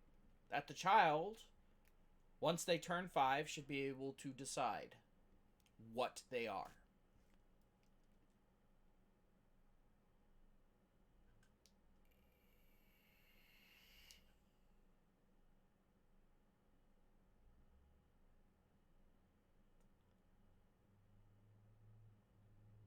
For one, that poses quite an issue. Because what if that child gets kidnapped?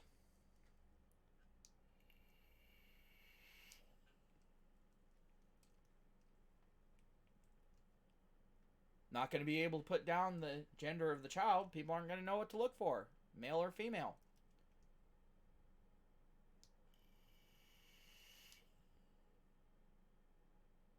Not going to be able to name the child because names tend to be gender specific.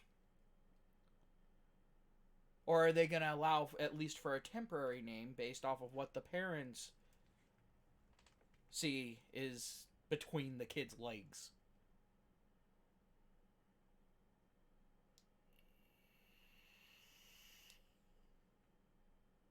And And what if the child decides that they're the opposite of what they are? Are the parents then going to go ahead and be thrown into fucking prison and the child thrown into the fucking system because the parents were transphobic?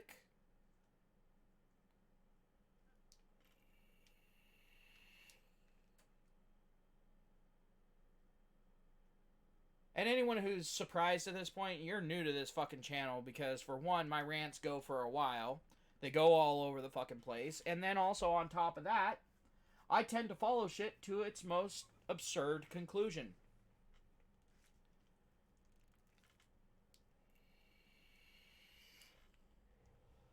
But sad to say, I don't think that this conclusion is on the particularly absurd side, because it really seems like this is how things are going.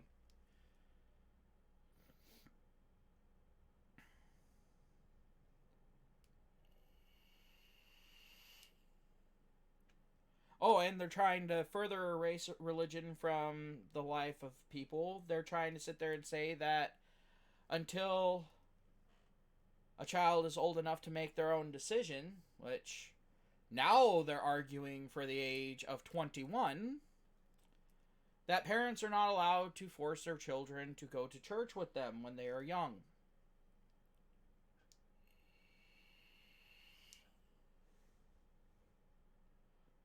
Now, if you have a little boy and you're Catholic, I can understand where some fear would be there.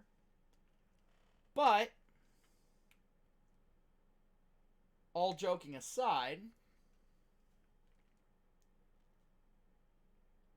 it is not the government's place, nor is it society's place, to tell parents what religion they can and cannot teach to their children.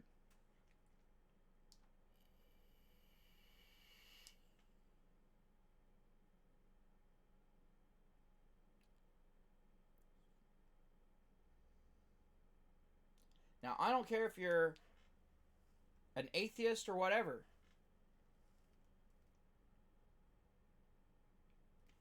Let me put it to the atheists this way. What if someone said that your child had to attend a religious gathering every week? You'd say, no, that's going against your rights as a parent. Well, guess what? The religious folk feel the same way when you try to say that they do not have the right to teach their religion to their child.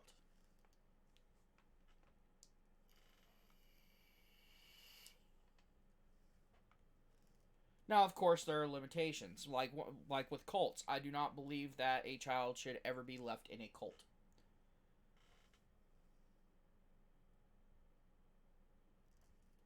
Or if a religious organization has been linked to actual physical terrorism, such as bombings and so on and so forth.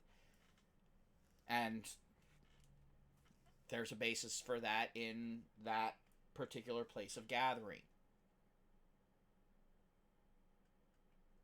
Hell, even if a particular religion is...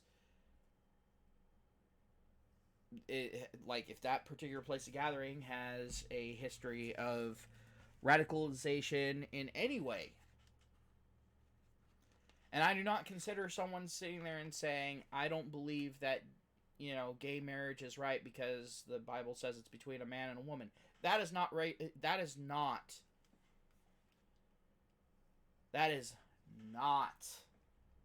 them being radicalized.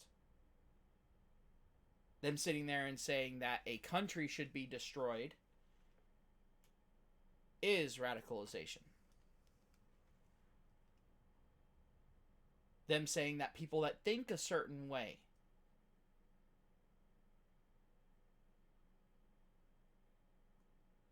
should be enslaved.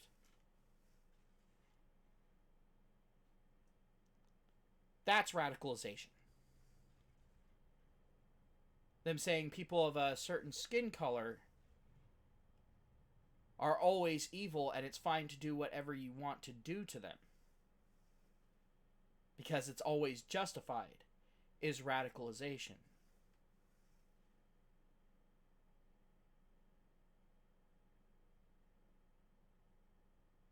Them saying that they think something is wrong and that they don't agree with it is not.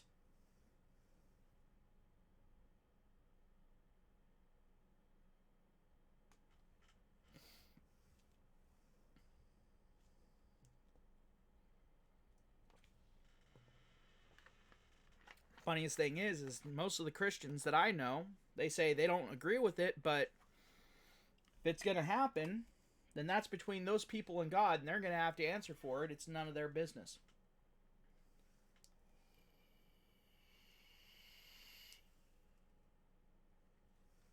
As long as no one's getting hurt. That's the majority of Christians that I know.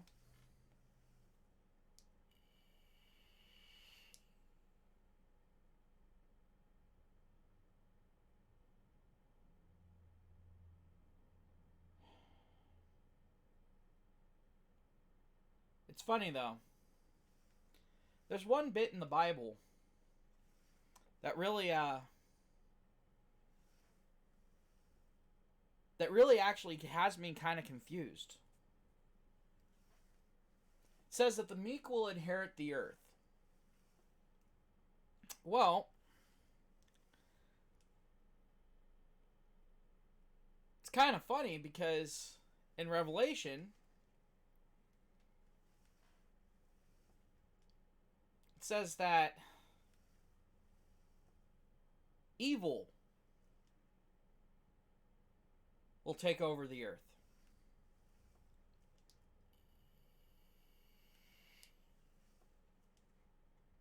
And then the earth will be destroyed.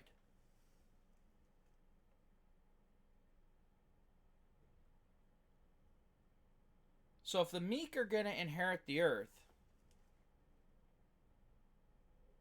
but the only ones left on earth are going to be destroyed,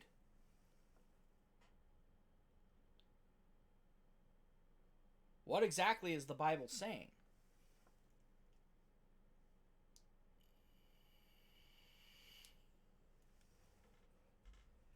Because I keep hearing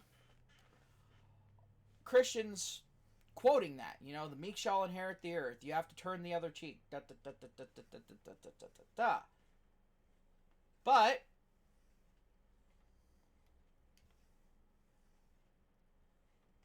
according to Revelation, you want to get the fuck off this planet.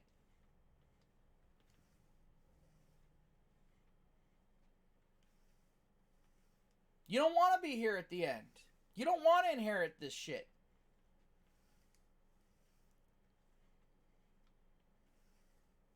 So is the Bible telling us not to be meek? Might the Bible be subtly telling us that to do the right thing, you actually have to have a pair?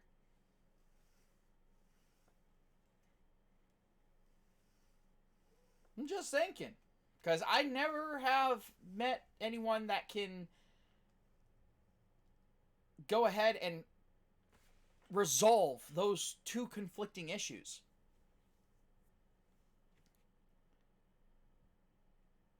But it does kind of make sense when Jesus was asked in the Bible about taxes. Is taxation wrong? Render unto Caesar what is Caesar's, and render unto God what is God's. That was his answer. Now, with what I said before, at this point, what do you think is Caesar's and what do you think is God's?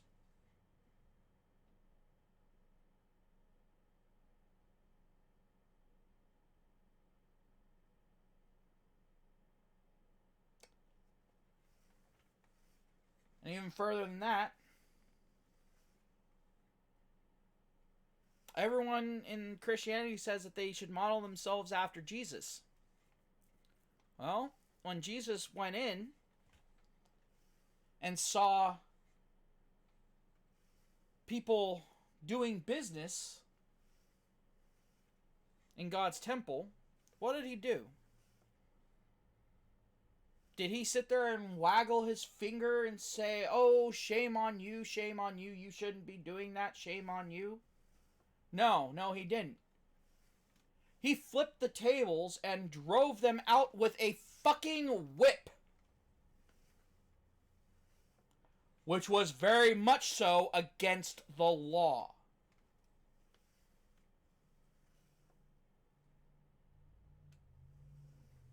So, Christians, what's up?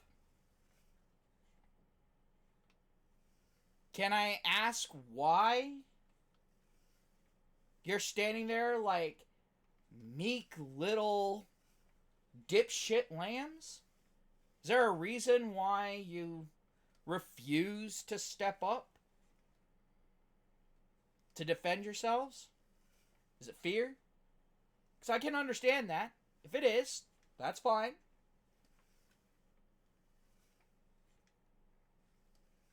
Or is it basically the religious version of white guilt? Have you allowed them to tell you that the Crusades were nothing more than a bloodbath and meant for nothing more than conquering and da-da-da-da-da-da-da? Do you buy that? Because here's a little bit of a history lesson. The Crusades were a result of hundreds of years of Muslim and Turkish forces pushing farther and farther and farther into Christian territory. And every place that they took over, they either killed all of the Christians there or made them pay a special tax and were second-class citizens. Women allowed to be kidnapped, raped, then sold, then killed for being raped and sold.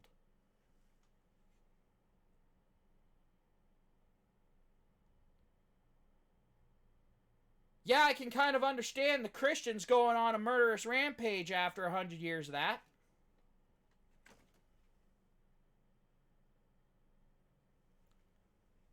Quite frankly, I can't really blame any culture for that. However, there should not be a 100-year lag.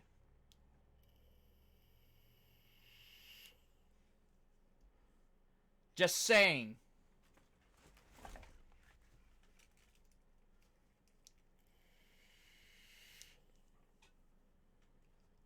It's kind of like the human history version of the 2-second rule.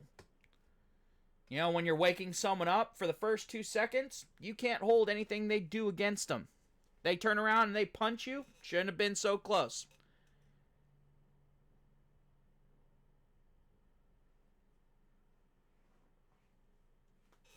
But a 100-year lag, that's a lot more than the 2-second rule allows for, even when it comes down to talking about the whole of human history. No.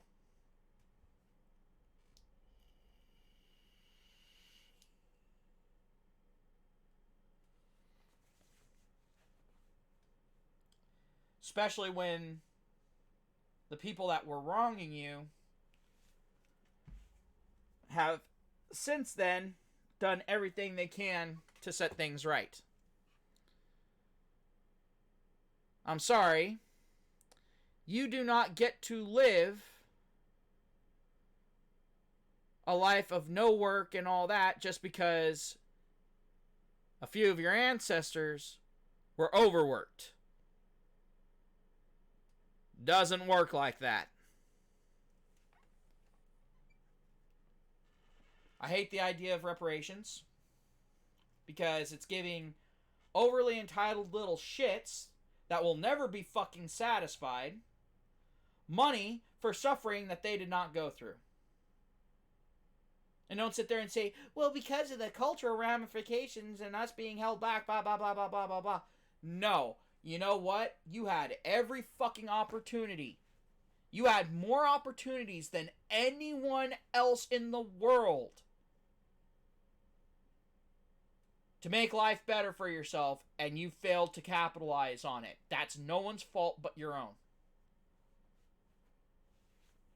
You didn't want to put your nose to the grindstone and work hard, just like everyone else has to. Because your great-great-grandpappy was out there in the fucking fields doesn't mean you get the fucking pay. Sorry, not how it works. You want to get paid for someone picking cotton? Go out and pick cotton yourself. You'll be paid. Until then, until you go through what they went through, you are owed nothing by anyone. And if someone did not personally own a slave, they should never own slave reparations. I do not believe in the sins of the father being passed to the sins of the son. That is incorrect. We all screw up enough on our own. We do not need the sins of those who we had no control over, and probably most of which didn't even fucking meet or didn't even know about, added to our own fuck-ups. You want to talk about breeding nihilism? That's the fastest way to do it. Because that means everyone born nowadays is fucked. Because you look far enough back in anyone's fucking line, someone owned someone else's relatives. Doesn't fucking matter.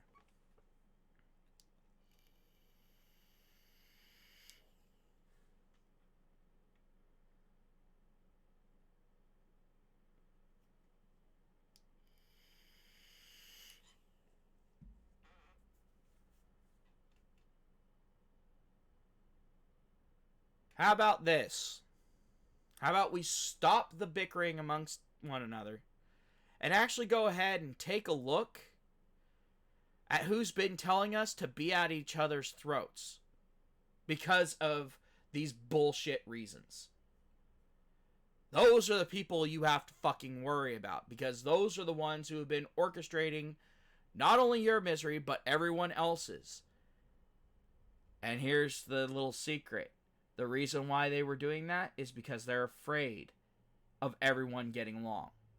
That's the reason why anytime we start to move towards, unification and being peaceful, that's when all of a sudden these groups start popping up going, well, they did this, and they did this in the past, and they did this in the past, and they did this, and they did this. And if you look, they're always fucking funded by some motherfucking government or someone who just cannot get over the idea that everyone is equal. They cannot get over that hurdle. They will always have that idea of some level of fucking superiority somewhere.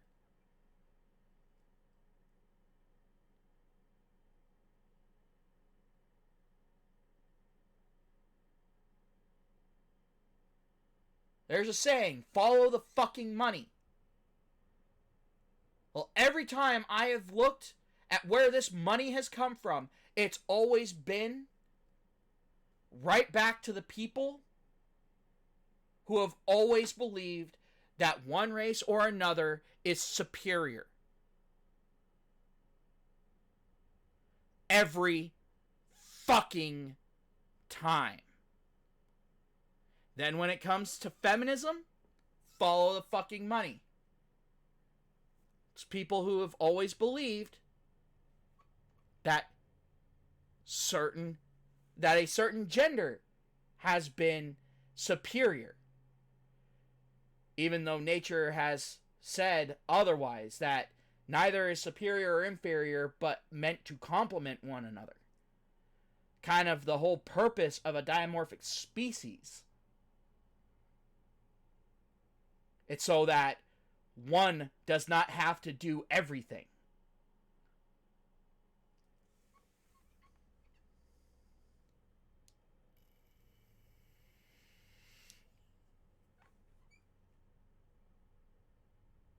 Now, anyone who has an issue with what I just said,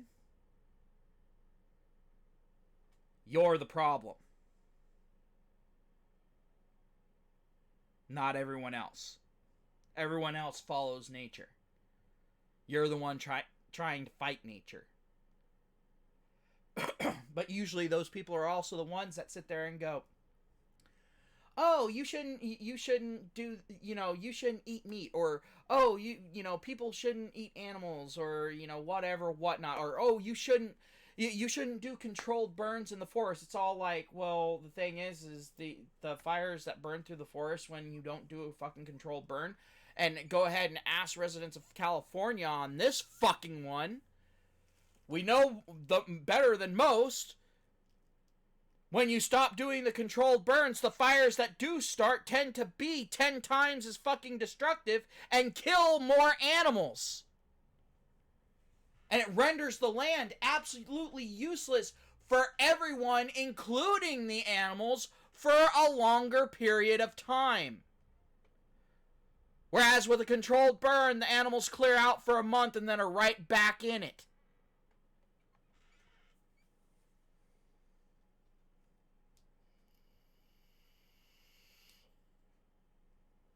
Hell, most of the time they've been scared off by the humans prepping the controlled burn. Hadurr! And the trees recover from a controlled burn. Very rarely do trees fully recover from a full-fledged wildfire.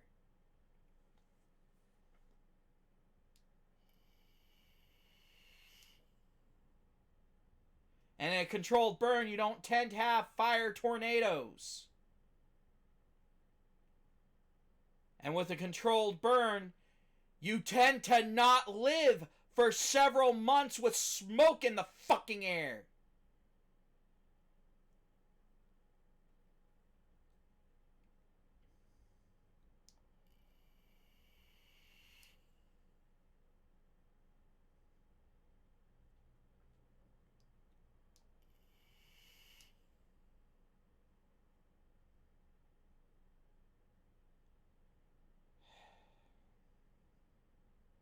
So yeah. I've seen a fucking pattern.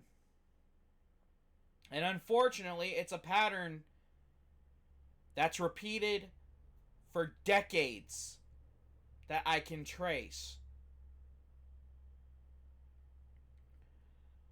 Something tells me, even if I was to look centuries or millennia back, if I had all the records needed for it, something tells me that pattern wouldn't change much. It's no secret that people with the most ill of intents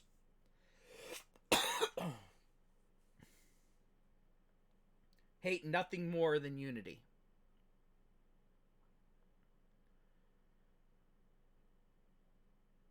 Unless it's unity under fear. Because people are willing to give up pretty much anything when they're being fearful. Well, I'm no longer afraid. I'm just angry. And as such, as Helper as Italian,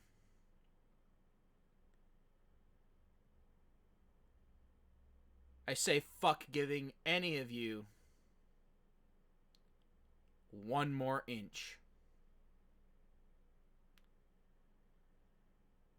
In the words of one of the best women on TikTok, no dick.